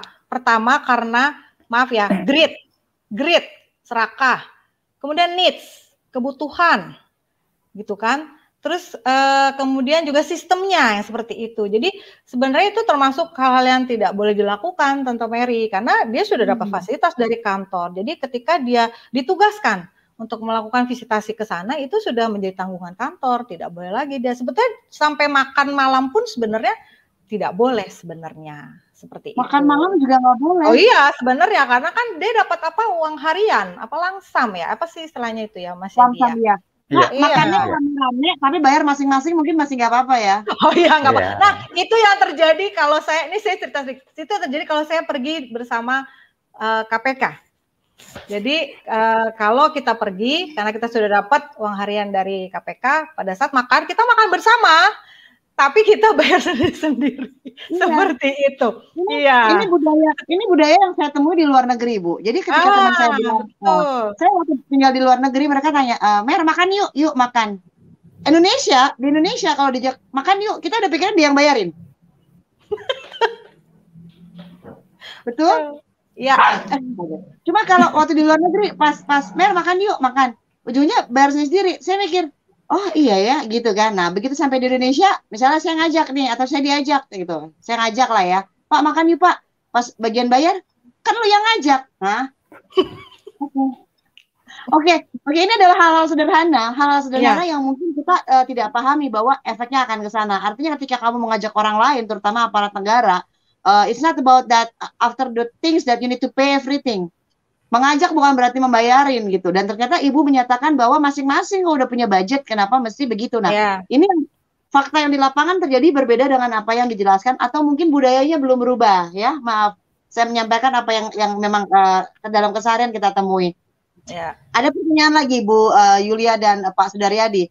Kalau barang buktinya sudah dikembalikan dan penyidik tetap menyita dan minta dipersiapkan mau pakai uang lain karena barang bukti sudah di tangan yang memberikan, udah dikembalikan kepada yang memberikan. Nah, bagaimana itu barang bukti bukan barang bukti sebenarnya? Bagaimana itu? Karena barang bukti bukan barang bukti sebenarnya. Bingung saya. Pertanyaannya apa? Penting saya. Oke. Ulang. Oh, dia ngetik lagi. Kalau barang buktinya sudah dikembalikan dan penyidik tetap menyita dan minta dipersiapkan pakai uang lain. Pengganti mungkin ya. Nebus tadi kali ya. Karena barang bukti sudah di tangan yang memberikan. Bagaimana itu? Dia ngetiknya sama. Kalau ngetik, tolong dong kalimatnya benar ya. Diksi dan preposisi ya. Pemilihan kata dan peletakan kata biar yang baca nggak mabok. Nanti Tante Mary minum obat anti mabok, pening. Silakan. Mbak. Boleh, silakan Pak Sudaryadi. Ya sebenarnya dalam pandangan saya sih kalau kasus korupsi itu kita tidak menginginkan, mungkin ini yang masuk pertanyaannya ya, barang sudah dikembalikan ya. Saya sih mungkin bayang saya ini begitu, kasus korupsi misalkan gratifikasi ataupun penyuapan sih. Kalau hemat saya itu, kita nggak menginginkan orang itu dipidana atau di penjara, misalnya katakanlah seperti itu. Tapi yang kita harapkan adalah hartanya yang tadi dikorupsi bisa kembali, gitu, bisa kembali ke negara itu. Artinya itu menjadi pemasukan negara, katakanlah gitu ya. Jadi nggak terlalu menginginkan banget orang itu harus di penjara, tapi yang kita inginkan sih harta itu bisa kembali. Barangkali ini sih tadi mungkin pertanyaan arahnya ke sana. Nah, seperti misalnya ya gratifikasi gitu kan, ya kita bisa ke negara, terus kemudian kasus-kasus korupsi yang lain. Harapannya sih seperti itu, nggak sampai jadi pidana, yang penting harta yang dikorupsinya itu bisa kembali. Kira-kira seperti itu. Iya, benar. Oke, penjelasan yang cukup masuk akal ya. Oke. Nah, sebentar, iya, tadi bantuan kalau sakit kan udah ada penjelasan ya. Bantuan kalau sakit ya Pak Yadi ya. Ada maksimumnya atau terkena musibah ya Pak Yadi ya. Iya, benar Tante Mary. Jadi gimana, maksimum setahunnya berapa kalau yang sakit atau musibah? 1 juta. 1 juta maksimal. Maksimal 1 juta per satu pemberi. Per satu pemberi, oke. Ya, jadi misalkan masih bisa diakalin sih. Kenapa? Masih bisa diakalin. Iya, maksudnya itu tidak wajib dilaporkan kalau 1 juta yang terkena musibah, tapi maksimalnya hanya 1 juta per pemberi, seperti itu. Nah, pokoknya kalau 1,5 juta dipecah 2 nama ya. Dipecah 2 nama ya. Dipakai 2 nama. Pak Gun ngetes kayaknya kalau 1,5 juta gimana? Pecah 2 nama, Pak. 1,5 juta. Gini. Jadi Pak ya. Jadi 7,5. Iya bisa. Karena gini, entah mengapa mereka yang di luar sana jauh lebih cerdik memanfaatkan situasi. Itu pun saya bingung, ya. Kenapa? Contoh aja ya, Bu. Ya tadi saya bilang, mobil gue rusak nih, anak gue besok mau nikah nih, anak gue besok mau nyunat nih. Kan nanti orang berpikir cari caranya gimana biar bisa memenuhi kebutuhan. Gitu loh. Ya kan? Oke. Ya itu tadi tuntutan kebutuhan itu, jadi penyebabnya itu. Terus ada kesempatan. Greeds, opportunity, needs. Sama ya by sistemnya yang kadang-kadang memang sudah memframe seperti itu gitu ya. Sistemnya memungkinkan ya. Iya, memungkinkan seperti korupsi. itu. Ya. Oke. Kita kehadiran Bang Billy. Bang Billy nanya, Bagaimana kalau pembayaran untuk lawyernya itu diduga dari hasil tindak pidana korupsi? Jelek. Ya, iya jelas itu adalah termasuk tindak pidana korupsi seperti itu. Dan yang dan itu juga si advokatnya juga bisa kena, tentu Mary seperti itu. Kan tadi Kan itu dia disewa atas dasar keprofesionalan dia, uangnya dari mana mungkin dia nggak tahu. Tapi kasus yang ditangani jelas kasus korupsi misalnya. Gimana tuh, Bu? Iya kan di dalam pasal suap juga ada termasuk hakim dan bisa jadi pencucian uang. Iya, pencucian uang. Iya. Ketika orang yang membayar itu memang dia sedang ada satu masalah dengan negara ya, dia ternyata mengeluarkan uang yang dikeluarkan itu bisa jadi itu kalau diperiksa itu jadi pencucian uang gitu. Ya. Ya. Oke. Ya, kena juga ya. Oke, orang pinggiran pertanyaan yang tadi bahwa barang bukti yang disita bukan barang bukti yang sebenarnya dan di tangan orang yang salah, agak kurang dapat penjelasan. Saya agak kurang dapat penjelasan, mungkin bisa diketik kronologinya karena gantung buat saya. Oke. Sebentar. Teknik kejahatan itu biasanya lebih unggul dari sebenang. Itu dah tadi Bang, ku cakap kan. Ya kan, tadi dibilang 1,5 juta maksimum dibagi 2. Dia butuhnya berapa? Dia bilang saya butuh 50 juta. Oke, gue bikin 10 orang, bikin 20 orang. How come? Ya mohon maaf ya, mohon maaf Bapak dan Ibu, yang terjadi di lapangan seperti itu gitu kan. Nah, sedih tapi ya I just can see. Kita cuma bisa ngelihat. Oke, lanjut dulu. Bagaimana kita bisa kita dibayar dari itu honorium, bukan penerimaan tanpa alasan. Iya, honor memang. Dalam hal ini lawyer dibayar untuk membela sebuah kasus korupsi kan gitu ya, Bapak dan Ibu ya, Pak Sudaryadi dan Bu Yulia. Menurut beliau berdua seperti itu. Bisa jadi tindak itu ditelusuri atau diduga menjadi. Oke. Nah, ini Bu Yulia dan Pak Sudaryadi, saya penasaran, mohon dong dibukain ya. Indeks persepsi korupsi di dunia dan di Indonesia itu ada di mana? Karena penasaran saya, ya. Oke, Mbak Mary. Jadi kalau bicara sebelum mungkin pertanyaan-pertanyaan yang lain ya, kalau bicara mengenai indeks persepsi korupsi di Indonesia itu masih cukup rendah ya, cukup rendah. Jadi indeks persepsi itu misalkan gini, indeks persepsi itu kalau nilainya 0 berarti negara itu sangat korup gitu. Kalau nilainya 100 berarti negara itu tidak ada yang korupsi, tidak ada koruptor, misalnya begitu. Nah, berarti atas bersih ya, 100 bersih, makin kecil makin kotor.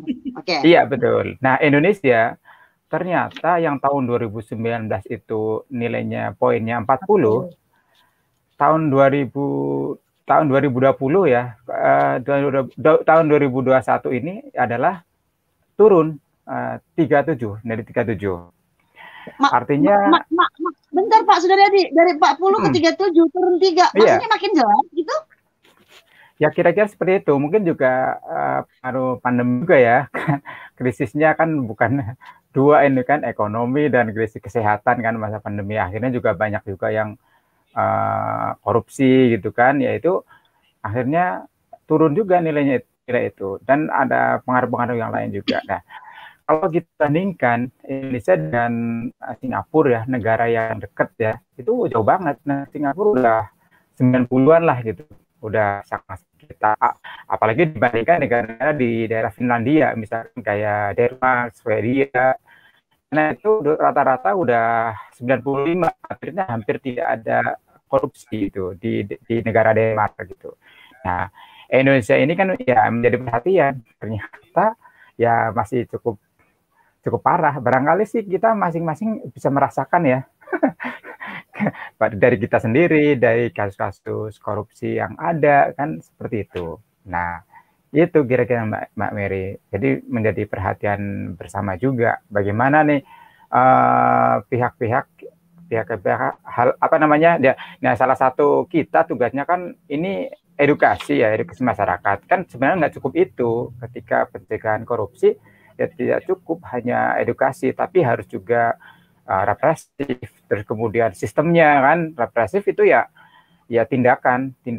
Misalnya tindakan biasanya bisa jadi dari masyarakat, ada laporan masyarakat, kemudian diproses oleh KPK, terus penyelidikan, verifikasi tentunya, penyelidikan, penyelidikan, penuntutan sampai putusan lah gitu. Nah, tapi ini berjalannya harus berbarengan antara represif, perbaikan sistem. Perbaikan sistem ini ya artinya sistem itu harus menutup orang tidak bisa korupsi. Misalnya nih bentuk layanan semua online atau tidak ketemu langsung. Apapun nih Mbak Mary, sebagus-bagusnya sistem biasanya kalau masih ketemu langsung akan sangat mudah sekali terjadi yang namanya deal gratifikasi, ada penyuapan dan sebagainya. Nah, makanya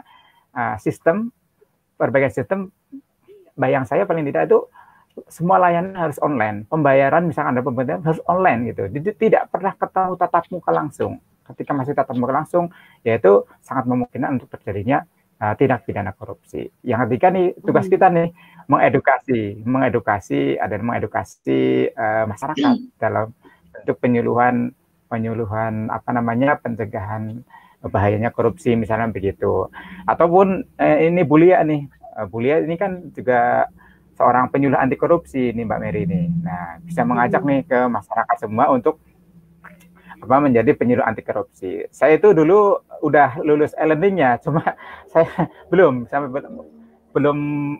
assessment. Saya tinggal assessment untuk penyuluh anti korupsi, tapi sampai sekarang belum. Nah, ini Mbak Lia nih yang sudah sebagai penyuluh anti korupsi dan sebagai asesor juga nih, udah luar biasa nih kan. Ini Bu Lia bisa mengajak masyarakat tuh untuk masuk menjadi penyuluh anti korupsi. Mungkin Mbak Lia bisa sampaikan tuh penyuluh anti korupsi gimana sih itu?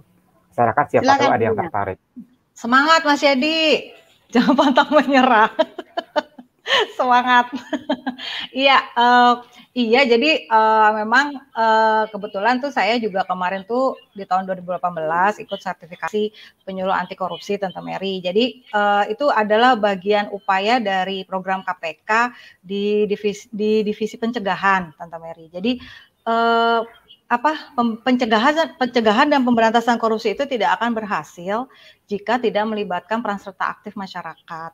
Oleh karena itu KPK punya program bagaimana mengajak masyarakat luas untuk bisa berpartisipasi dalam rangka pencegahan korupsi, terjadinya korupsi. Makanya mereka buka penyuluh anti korupsi, dan itu bisa dari berbagai kalangan, bisa dari berbagai profesi, artinya tidak harus PNS, jadi masyarakat umum juga bisa, mahasiswa bisa, penggiat anti korupsi juga bisa gitu.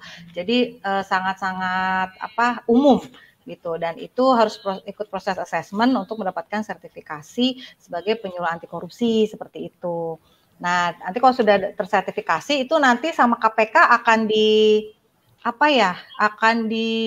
ibaratnya dimodalin gitu loh Mbak Mary. Kalau kita melakukan penyuluhan tuh dikasih senjatanya. Kamu mau modul apa? Kamu mau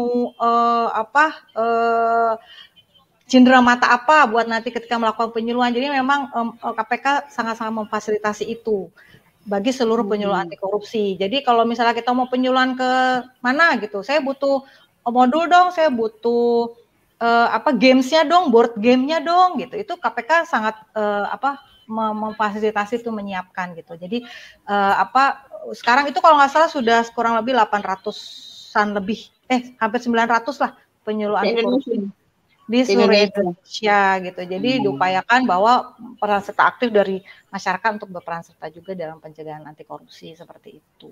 Ya, saya berharap makin banyak ya yang menjadi penyuluh anti korupsi ya. Paling tidak kalau 800 dibanding 275 juta rasanya masih kurang ya. Masih kurang. Makanya mengharapkan juga penyuluh-penyuluh hukum juga bisa ikut jadi penyuluh anti korupsi. Berarti ini beda ya, harus aparatur negara yang bisa jadi penyuluh hukum ya? Enggak harus. Kalau penyuluh hukum sementara harus ASN. Kalau penyuluh hukum harus. Kalau anti korupsi, penyuluh anti korupsi semua masyarakat bisa ya. Tuh teman-teman yang mau ikutan sertifikasinya BNSP loh. Nanti ke Iya. ke Pak Sudaryadi atau Mbak Yulia ya, karena Pak Sudaryadi ada YouTube-nya bisa bisa ngechat gitu ya. Oke. Ini dari Bang Billy ya, Bu Yulia dan Pak Sudaryadi. Saya sudah pernah buat laporan Bu Yulia, dugaan tindak pidana korupsi, tapi jawaban yang saya dapat harus tertangkap tangan, harus OTT. Bagaimana bisa membuktikan perbuatannya, sementara saya tidak punya kewenangan, entah kewenangan untuk menyadap atau apa gitu ya Bang Billy ya. Nah, silakan siapa mau jawab? Iya, mungkin kan itu bagian dari pengaduan ya, laporan dari masyarakat ya, Tante Mary ya. Nah, kita juga ini kan ada membahas tentang pengaduan masyarakat gitu ya. Itu bagian dari peran serta masyarakat juga nih, bahwa masyarakat itu tidak hanya berperan serta di pencegahan, tapi juga ketika ada indikasi tindak pidana korupsi dia bisa melaporkan. Tapi memang yang melaporkan itu memang setidaknya harus punya dokumen pendukung gitu loh Tante Mary, bukti pendukung, karena penyelidikan atau suatu kasus tindak pidana korupsi itu bisa diproses secara hukum, itu kan tidak semudah membalikan telapak tangan ibaratnya. Minimal itu ada 2 alat bukti yang sah seperti itu. Nah, itu minimal seperti itu. Mungkin contohnya gimana Bu? Biar awam tahu Bu. Contohnya 2 alat bukti yang sah. Jadi misalnya kasus suap menyuap, misalnya barang yang diberikan yang berindikasi suap atau uang seperti itu alat bukti. Itu kemudian saksi ada yang melihat, ada yang mengetahui, malah bahkan ada yang menyaksikan. Itu minimal 2. Itu bisa saksi atau bisa juga barang buktinya. Jadi barang hasil bukti tindak pidana korupsinya seperti itu. Nah, itu minimal 2 alat bukti yang sah seperti itu. Nah, mungkin dalam kasus yang Pak Billy sampaikan itu mungkin tapi saya nggak tahu ya Pak Billy melaporkannya kemana. Tapi intinya prinsipnya sih sama Tante Mary. Para penegak hukum itu dalam hal ini KPK ataupun kepolisian atau kejaksaan itu sangat berhati-hati sekali ketika suatu kasus itu akan dilanjutkan prosesnya ke dalam proses hukum yang lebih lanjut, penyidikan sampai ke penuntutan gitu. Karena kadang-kadang alat bukti yang sudah sah saja kadang-kadang masih bolak-balik kan di kejaksaan, ke kepolisian seperti itu. Apalagi tindak pidana korupsi seperti itu. Jadi mungkin kalau menurut dugaan saya mungkin secara alat bukti atau secara bukti permulaan cukup itu belum mencukupi untuk satu kasus itu bisa ditindaklanjuti ke proses hukum seperti itu. Oh, oke, sebentar. Ini Bang Billy menambahkan bukti petunjuk sudah didapatkan, bahkan di persidangan juga sudah terbukti. Tapi harus OTT, balik lagi. Tapi katanya harus OTT. Gitu ya Bang Billy maksudnya ya? Tapi sudah di proses hukum, sudah diputus hakim. Seperti sudah diputus hakim kan, Bang Billy? Kalau sudah diputus hakim berarti sudah berkekuatan hukum tetap. Kalau gitu kan sudah ranahnya kekuasaan yudikatif ya, gitu seperti itu. Itu udah jadi hak prerogatifnya kekuasaan yudikatif, seperti itu. Jadi kalau misalkan itu kasus itu sudah sampai pada pemeriksaan di sidang sampai putusan, nah itu sudah menjadi ranahnya lembaga yudikatif Tante Mary seperti itu. Ya.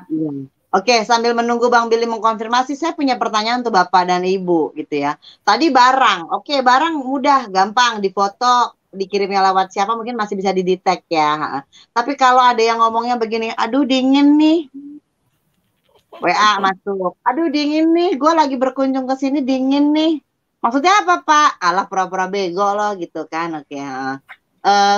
Tujuannya tuh sebenarnya nggak jauh-jauh dari kalau nggak karaoke selimut hidup Bapak dan Ibu. Ya, dingin nih gitu. Kalau itu udah bahasa yang sangat standar banget deh.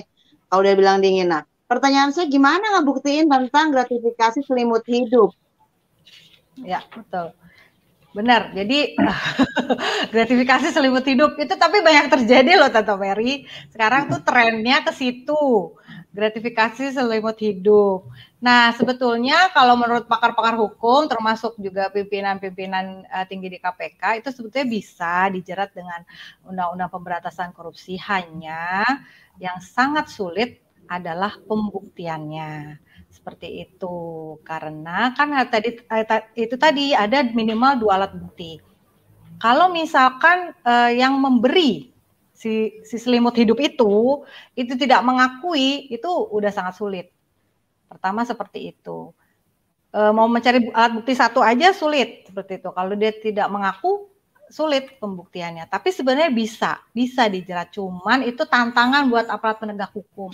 Makanya sependek pengetahuan saya, di dalam proses persidangan, kasus-kasus gratifikasi selimut hidup itu tidak pernah diangkat di persidangan. Karena memang aparat penegak hukum sangat sulit untuk membuktikan. Terlebih, jadi membuktikannya itu benar-benar harus terjadi hubungan bisa dibuktikan bahwa telah terjadi hubungan itu gitu antara si oknum penyelenggara negara atau pejabat atau PNS dengan si selimut hidup itu, seperti itu. Nah itu yang aparat penegak hukum sangat sulit untuk membuktikan. Dan kalau tadi Tante Mary bilang uang kan fisik secara kasat mata nih kelihatan nih uang nih di persidangan ditaruh, terus misalnya berlian gitu ya. Nah kalau ini maksud si selimut hidupnya dibawa ke persidangan, ini loh nih barang buktinya. Ya kan gimana Bu? It's happening since long time ago gitu ya, loh. Ini sudah trennya udah lama banget. Benar memang, tapi kalau dia tidak mengaku, dia mendinai, dia menyangkal, kan jadi sulit malah. Jadi bisa nanti bumerang buat aparat penegak hukum seperti itu. Karena ya, tidak ada bukti. Kalau ada foto bisa ya. Kalau ada fotonya. Foto. Ya, mungkin bisa. Bisa. Sama pengakuan kan dua alat bukti. Ya, nah gini Pak, Bapak dan Ibu mohon maaf kalau penegak hukum tidak bisa bergerak lebih smart atau tidak segera bertindak lebih cerdik gitu ya. Ini akan menjadi sebuah fenomena yang lazim. Ya. Ya, karena jelasnya pembuktiannya susah, lu bilang aja nggak ngaku selesai urusan. Ya kan? Ya. Entah mau dibilang apa. Nah, kan masih banyak metode lain pembuktian seperti masuk ke WhatsApp atau ke handphone. Saya nggak ngerti lah. Tapi menurut saya sebenarnya kan bisa ditelusuri, bisa dibuktikan. Tetapi mungkin effort untuk membuktikannya kurang kuat atau ya sudahlah karena berat untuk dibuktikan. Nah, karena ada keengganan atau merasa berat untuk membuktikan, jadi pikiran ya sudahlah jangan diangkatlah kasus itu. Aduh, pening aku. Tapi kan kalau coba lewat WhatsApp kan belum tentu terjadi perbuatan itu kan baru dalam ya kalau kan bisa Bu ya aparat yang bisa rekening atau tanda bukti pembayaran paling, tapi bukan si selimut hidupnya itu yang ditarik sebagai alat bukti seperti itu. Tapi kalau proses transaksinya mungkin bisa ya gitu, ternyata telah terjadi aliran dana yang diduga itu adalah dari hasil korupsi gitu kan, untuk itu membayar si selimut hidup itu gitu. Tapi kan rata-rata kan kalau kayak gitu kan ke penyedia jasanya gitu kan. Iya, penyedia jasa kemudian si pelaku ini misalnya nitip pakai rekening orang untuk bayar ke sana, nggak mungkin pakai rekening dia lah Bu. Iya tuh, Tante Mary udah tahu tuh, makanya itu sulitnya tuh di situ tuh. Kalau gitu mah penegak hukumnya kurang cerdik Bu, gimana caranya tuh, sedih aku. Ya bukan sekedar kurang cerdik, ya mungkin regulasi ininya yang harus mungkin kita tinjau ulang. Emang banyak ini juga. Jadi maksudnya gini, jadi banyak pembahasan di kalangan pakar-pakar hukum tuh Tante Mary. Jadi ibaratnya nih harus bagaimana nih biar bisa dijerat dan bisa dibuktikan seperti itu. Jadi berbagai macam teori lah sudah pernah disampaikan gitu. Cuman selama ini sih memang ya itu statement dari KPK yang sendiri tuh Pak Alex Marwata itu tahun lalu itu cukup sulit dia bilang pembuktiannya seperti itu. Hati-hati Bu, abis ini gara-gara di YouTube Tante Mary pada melazimkan ini pening saya. Karena edukasi selalu ada dua sisi Bu, edukasi selalu ada dua sisi. Dipergunakan untuk hal baik, dipergunakan untuk hal buruk, itu dimanapun begitu. Iya, benar-benar, betul. Ya berarti kan bisa jadi masukan juga nih buat para apa pembentuk undang-undang, mungkin kan bagaimana nih biar bisa menjerat gitu, karena mungkin kan secara regulasi itu kan memang pemberian dalam arti luas ya, gratifikasi itu, makanya itu sebetulnya bisa dijerat. Cuma itu tadi loh, ketika di proses hukum itu kan harus ada alat bukti yang harus disampaikan, diberikan oleh penegak hukum gitu untuk bisa diproses, itu yang masih mengalami kesulitan gitu Tante Mary. Oke, ya terima kasih Bu Yula dan Pak Sudaryadi. Ini ada lanjutan pertanyaan mungkin lebih spesifik ya Bang Billy. Kita buat laporan balik atas adanya dugaan tindakan pidana korupsi oleh Pemda dengan pengembang. Soalnya faktanya ada pembangunan itu sebelum ada izin. Oh, dibangun sebelum ada izin. Oke, jadi ada dugaan tindak pidana korupsi. Oke, kalau mulai dibangun tanpa ada izin. Tapi Pemda seolah-olah tidak tahu kalau udah terjadi pembangunan. Nah, katanya. Nah itu gimana Bu? Ya, ayo. Mas Yadi mau jawab? Pak Yadi mungkin? Gantian? Sinyalnya lagi jelek kali ya. Oke, oh, iya. Jadi berarti itu dilaporkan saja. Gitu tadi, kita sebagai masyarakat bisa melaporkan, mengadukan. Sekarang itu tadi kalau misalkan di daerah ya, dan nilai kerugiannya mungkin kalau misalnya Pak Billy bisa mengestimasi seperti itu, di bawah 1 miliar itu kewenangannya kepolisian gitu kan, dan itu harusnya memang prinsip pelapor itu, saksi pelapor itu harus dirahasiakan identitasnya Tante Mary gitu. Jadi jadi tidak boleh dibuka rahasia identitas si pelapor, apalagi kasus korupsi, melaporkan kasus-kasus korupsi gitu. Jadi itu harus dilindungi, kan ada Undang-Undang Perlindungan Saksi dan Korban. Nah, itu yang harus diberikan perlindungan kepada si pelapor. Jadi itu sudah benar, laporkan saja kepada, atau enggak gini, kalau misalnya itu di suatu Pemda, itu kan di setiap Pemda itu ada ini, Tante Mary, pengawasan internal. Jadi kalau kita nih di Kementerian Hukum dan HAM ada Inspektorat Jenderal. Itu pengawasan internal untuk di lingkup instansinya masing-masing. Nah, jadi kalau menurut saya, Pak Billy silakan lapor saja ke pengawas internal ijennya di Pemda yang bersangkutan.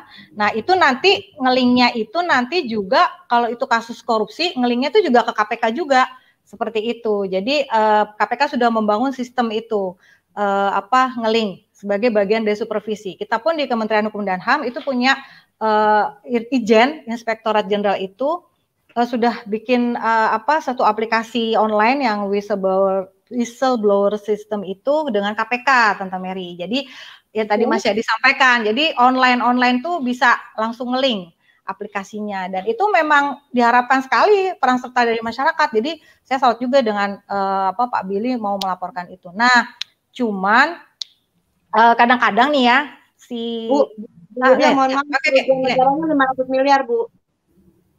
Oke, berarti KPK berarti.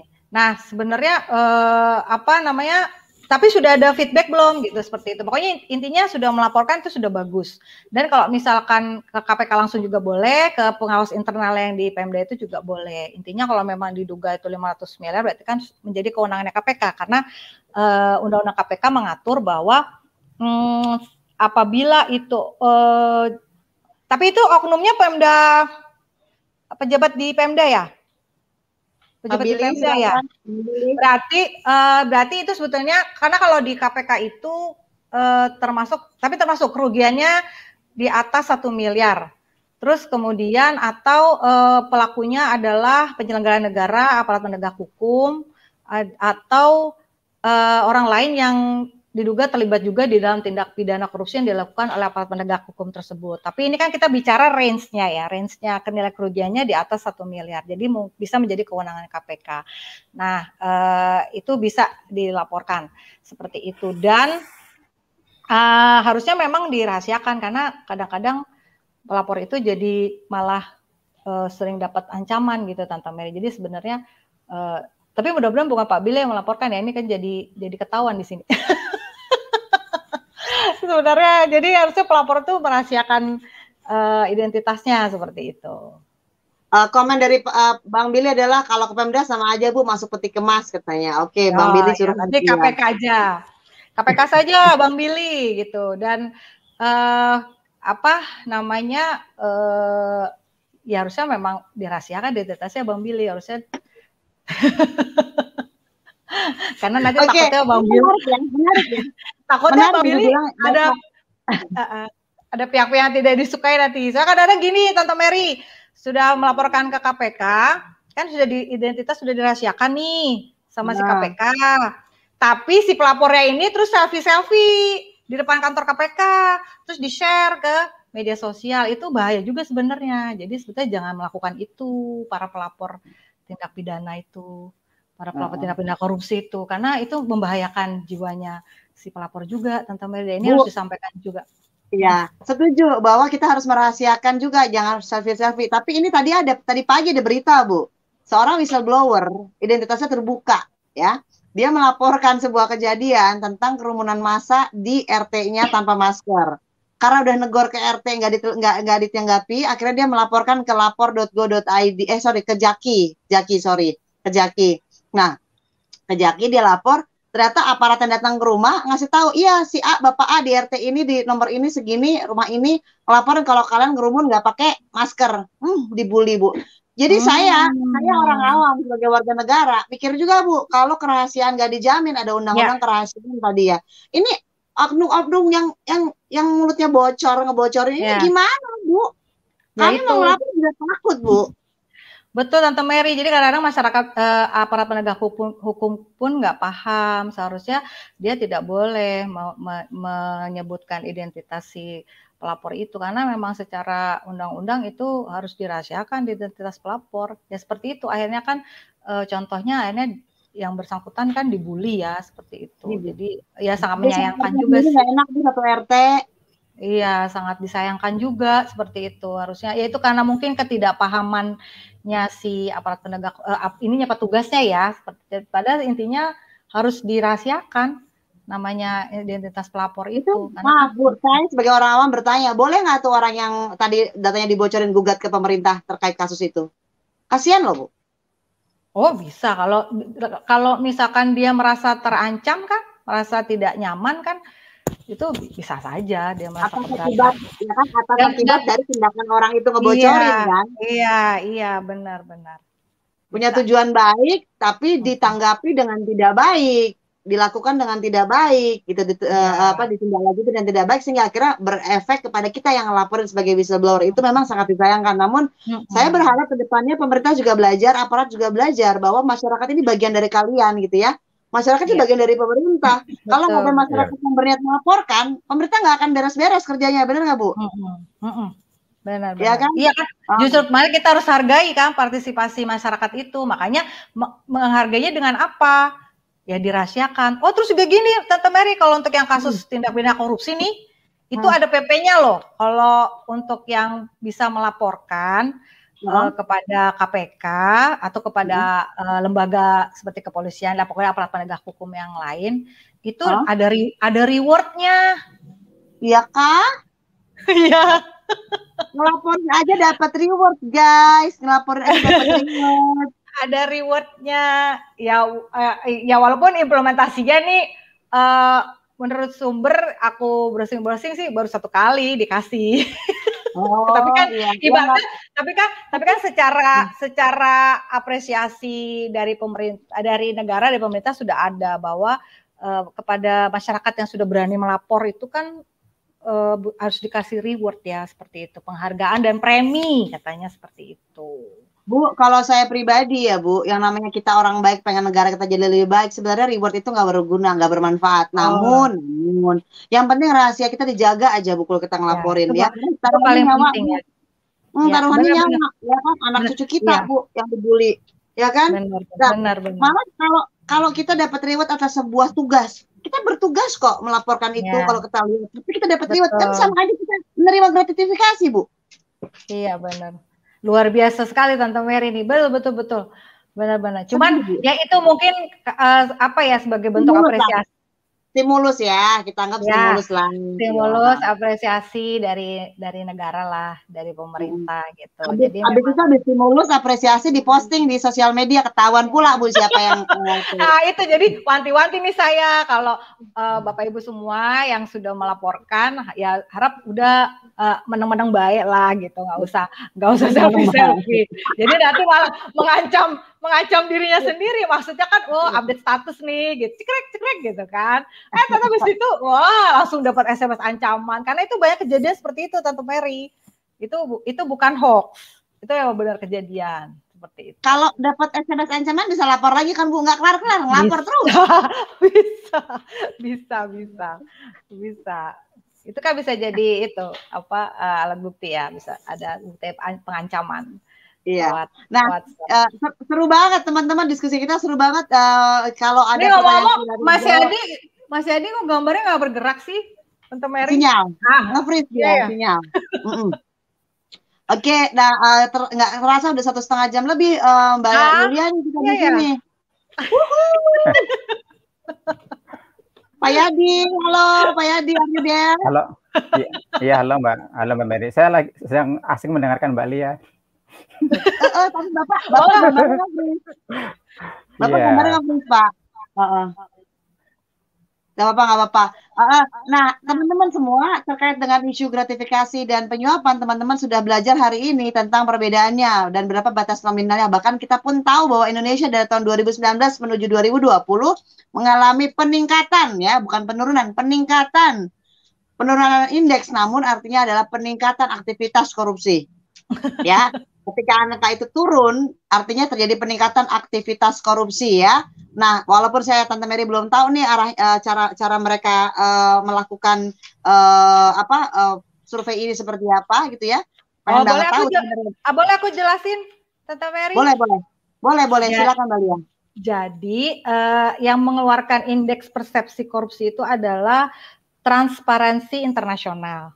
Itu adalah sebuah organisasi non-pemerintah tingkat global yang mengeluarkan sebuah hasil survei tentang korupsi. Jadi hasil survei yang dirilis itu CPI itu, IPK itu, indeks persepsi korupsi itu adalah gambaran tentang situasi dan kondisi korupsi pada level negara atau teritori. Gitu. Dan dia itu memakai indikator-indikator yang sangat kredibel dari berbagai lembaga survei yang bergengsi di tingkat global. Jadi memang diakui secara internasional gitu. Jadi menurut data saya ini ada 13 sumber data yang dikeluarkan oleh 12 lembaga internasional yang kredibel. Jadi indeks persepsi korupsi itu atau Corruption Perception Index itu mengumpulkan data dari sejumlah sumber berbeda yang memberikan persepsi di kalangan pelaku bisnis.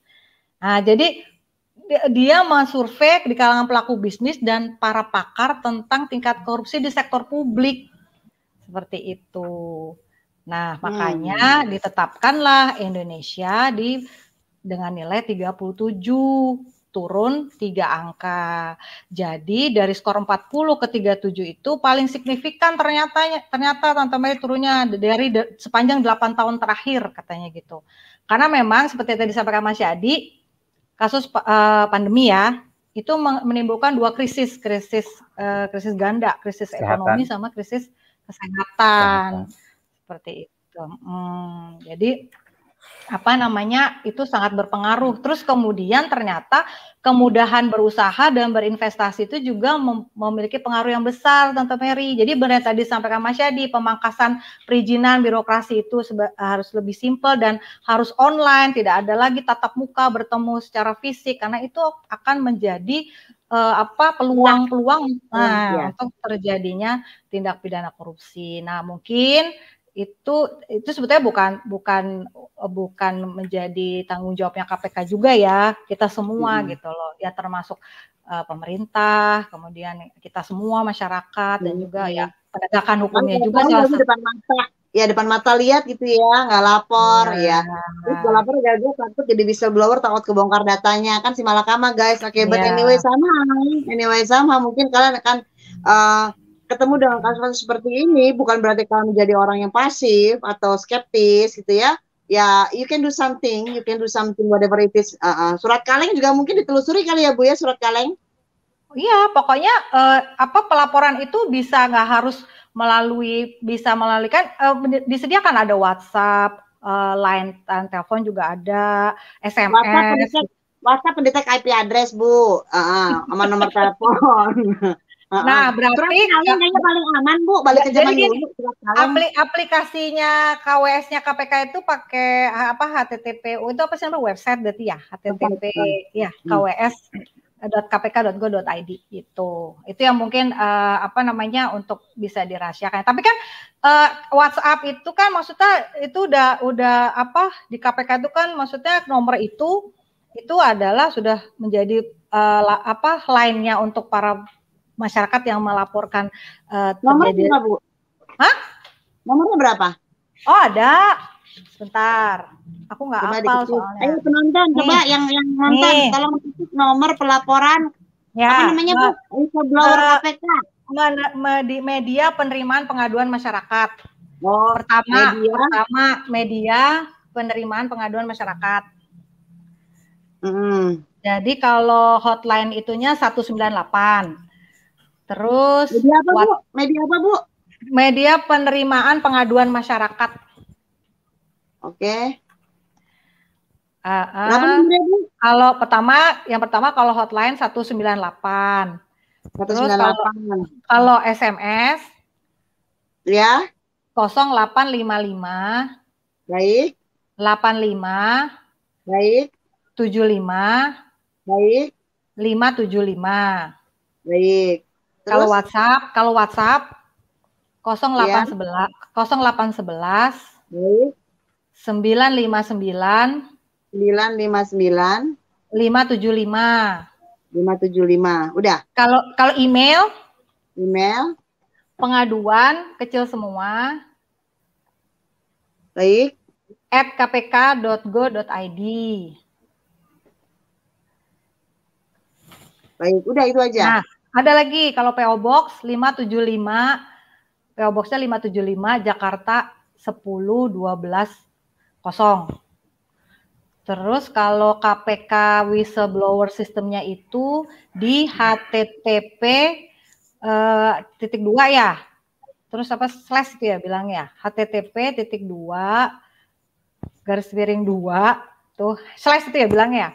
Oh bukan? Iya, tapi yang simpel aja kali tadi Bu udah ya, nomor telepon, hotline, WhatsApp. Yang paling mudah lah ya. Iya.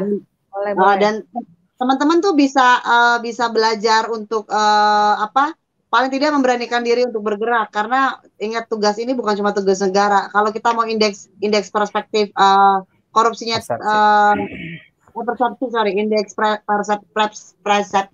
persepsi maaf Bapak, persepsinya turun atau angkanya naik tapi tindakannya turun, berkurang, kita harus mulai bergerak. Dan ya ini kalian harus memanfaatkan apa yang diberikan pemerintah dengan klausul bahwa kerahasiaan kita terjamin gitu ya, kita tagih lah jadinya ke pemerintah. Kalau menjadi whistleblower ya bantu kami juga, lindungi kami juga gitu ya, jangan bunuh diri.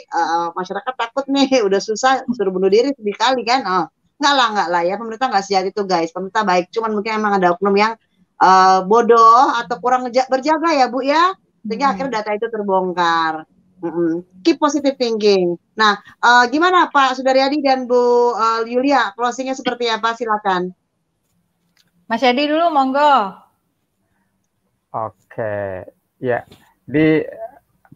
Menambahkan mungkin sebelum closing, kita sampaikan lagi bahwa yang menangani korupsi bukan hanya KPK saja, tapi ada juga lembaga-lembaga lain yang juga menangani kasus-kasus korupsi. Yaitu pertama adalah kepolisian juga menangani kasus korupsi, terus kemudian juga kejaksaan, dan yang ketiga adalah KPK. Tapi beberapa ada sedikit perbedaan ya, dalam arti pertama mungkin KPK ya. KPK kalau kita lihat di pasal 11 ya, kalau pasal 11 itu kan KPK itu menangani yang 1 miliar ke atas, pertama 1 miliar ke atas. Kemudian juga menangani kasus-kasus yang dari pejabat publik, gitu, pejabat publik, dan juga menangani kasus-kasus yang memang menjadi perhatian masyarakat, itu KPK. Nah, kemudian kalau kita lihat sih kalau di kejaksaan dengan di kepolisian nggak selalu seperti itu gitu, nggak selalu seperti itu yang tadi saya sebut di pasal 11 tuh. Tapi mempunyai kewenangan juga melakukan seperti kepolisian, kejaksaan juga mempunyai kewenangan juga untuk melakukan penuntutan juga kan, dari mulai penyidikan juga sampai penuntutan juga apa namanya, ada kewenangan dari kepolisian dan juga dari kejaksaan selain KPK. Nah, misalkan juga yang sekarang misalkan mungkin teman-teman semuanya Mbak Mary juga kan yang ada juga yang sedang ditangani oleh kejaksaan ya.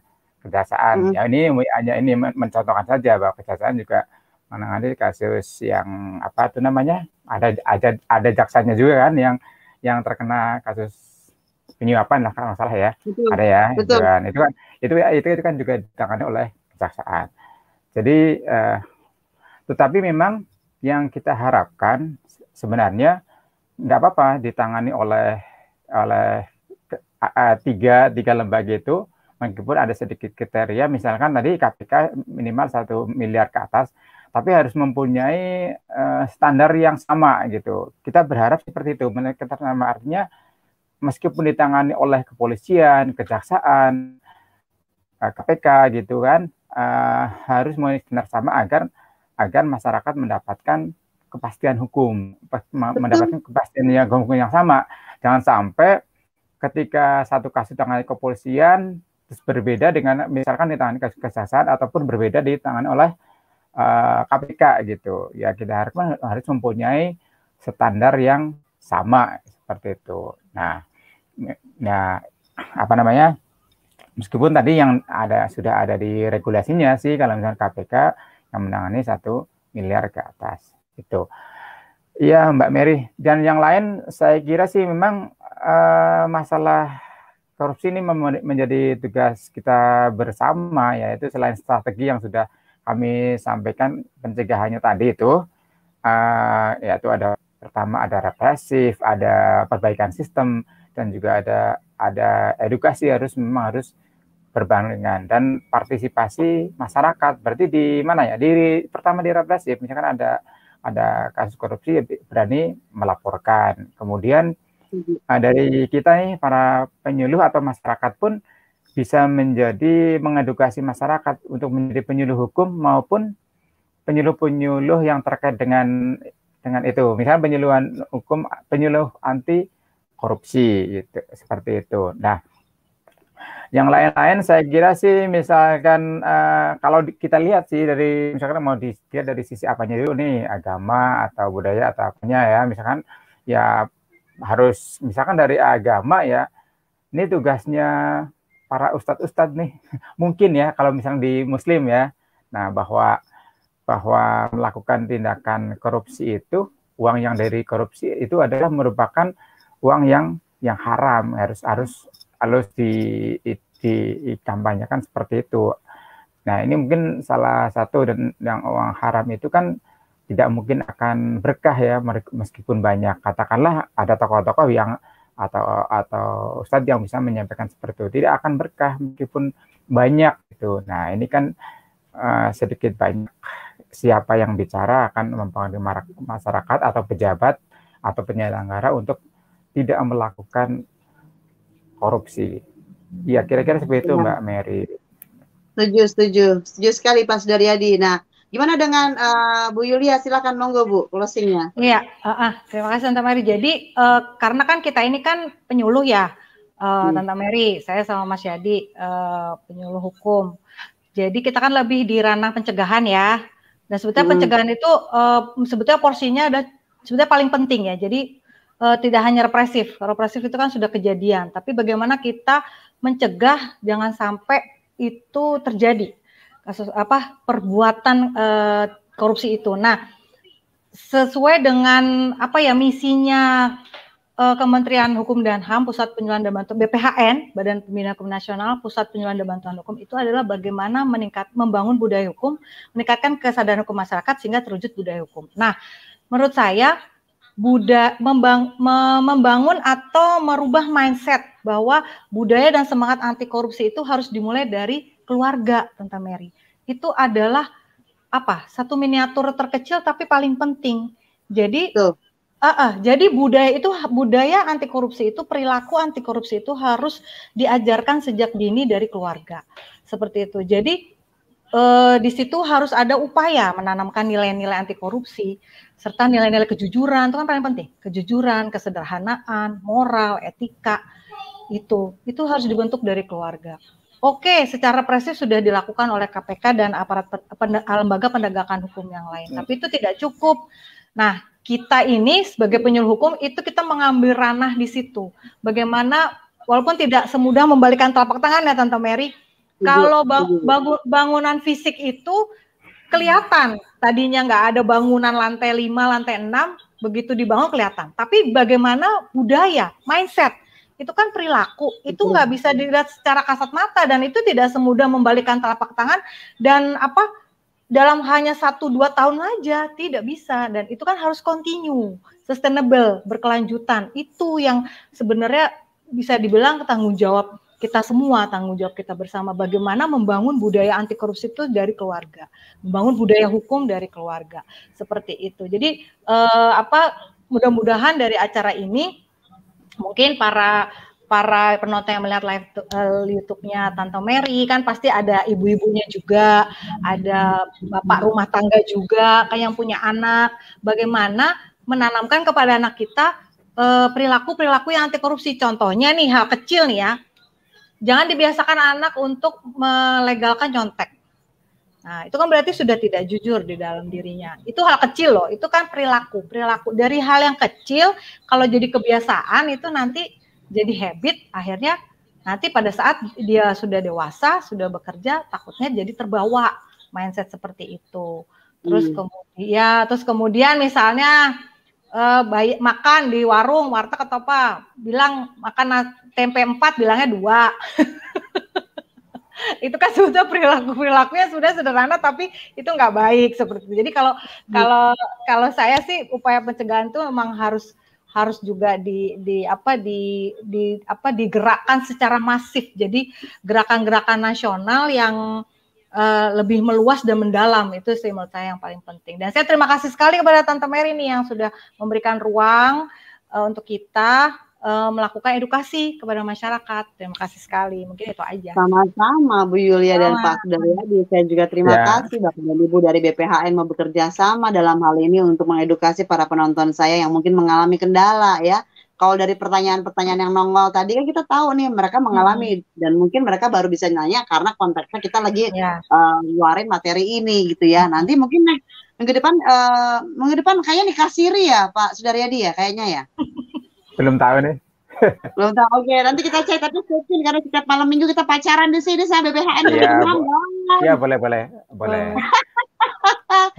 Kalau bisa sih minggu depan jangan dikasiri Mbak Mary karena nanti biar saya nggak naik lagi, rencananya kan mau saya juga. Oh iya, oke. Tapi mungkin biar nggak setiap kita nanti siapa bisa diangkat ya. Pakar. Ibu Lia suruh naik lagi Mbak Mary minggu depan. Boleh. Wah, janganlah. Kita garap. Masih banyak penyuluh hukum yang lain Tante Mary. Silakan. Sebenarnya Tante Mary mempersilakan siapapun loh, gitu. Artinya, yuk kita sama-sama mengedukasi. Ibu Lia gitu. ini, materi monggo. Ibu Lia ini juga pegawai teladan Mbak Mary, pegawai terbaik di BPHN. Amin.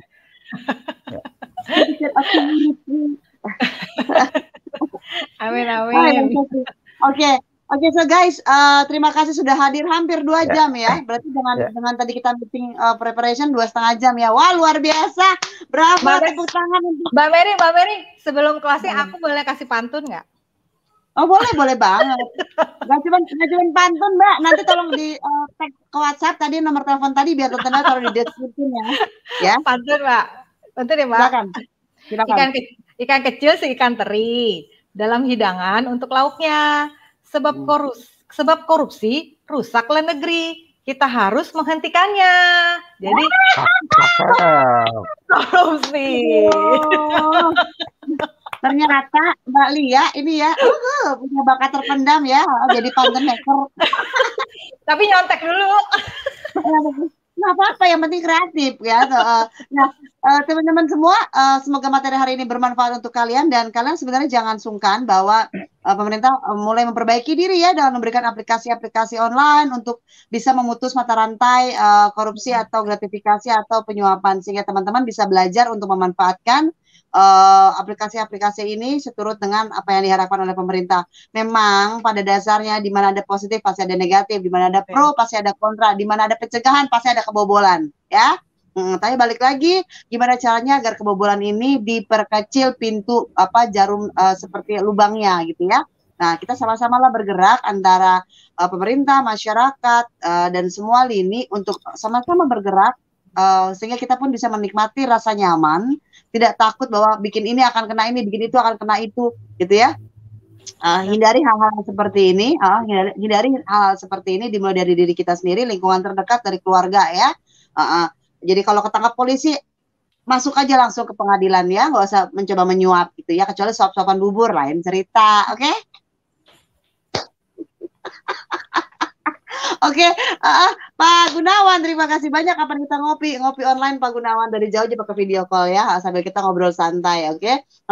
Penasaran sama Pak Gunawan, saya pengen naikin beliau, tapi mungkin saya belum dapat momen yang tepat ini. Tapi ya ngobrol belakang layar dulu aja lah Pak Gunawan, oke? Mbak Yuli ya, paling ganteng ya. Pak Gunawan paling ganteng se-BBHN. Oh, kalau ganteng itu sudah pasti Pak, selera yang relatif. Oke, anyway, teman-teman semua terima kasih atas 2 jam waktunya bersama dengan kami. Kita ketemu besok malam hari Minggu. Besok malam hari Minggu Tante Mary akan mengundang narasumber dari Somalia. Beliau adalah seorang Muslim Somalia yang terjebak di Malaysia karena COVID dan akhirnya belajar bahasa Malaysia. Nah, Tante Mary mau tanya tentang bagaimana sih di Somalia, ada nggak sih praktek perdukunan? Ya. Jadi daripada kita seperti kata dalam tempurung, yuk kita buka sama-sama wawasan kita. Kemarin Tante Mary udah bahas tentang Amerika, Malaysia, Qatar, ya. Nah, besok ada Somalia. So tomorrow evening at 8 p.m. 8 malam waktu Jakarta atau 9 malam waktu Malaysia. Bintang tamu dari Malaysia, Azwan Muda dan Muhammad Abdullah dari Somalia. Akan dibawakan dalam 3 bahasa, Inggris, Malaysia, Melayu, and Indonesia. Oke, so don't worry ya. Tante Mary lagi belajar banyak bahasa. Tante Mary senang soalnya urusan bahasa. Walaupun bahasa kabu paling nggak bisa. Oke, guys, Bu Yuli ya, Pak Sudaryadi matur suwun sangat, terima kasih banyak. Semoga ya, hari ini bermanfaat. Berikut juga dengan Bapak dan Ibu yang sudah memberikan pencerahan. Semoga Tuhan melipat gandakan berkat dan rahmat-Nya. Oke, guys, Tante Mary tutup acara ini sampai di sini. Kita ketemu besok malam. Sampai jumpa. Assalamualaikum warahmatullahi wabarakatuh. Waalaikumsalam warahmatullahi wabarakatuh.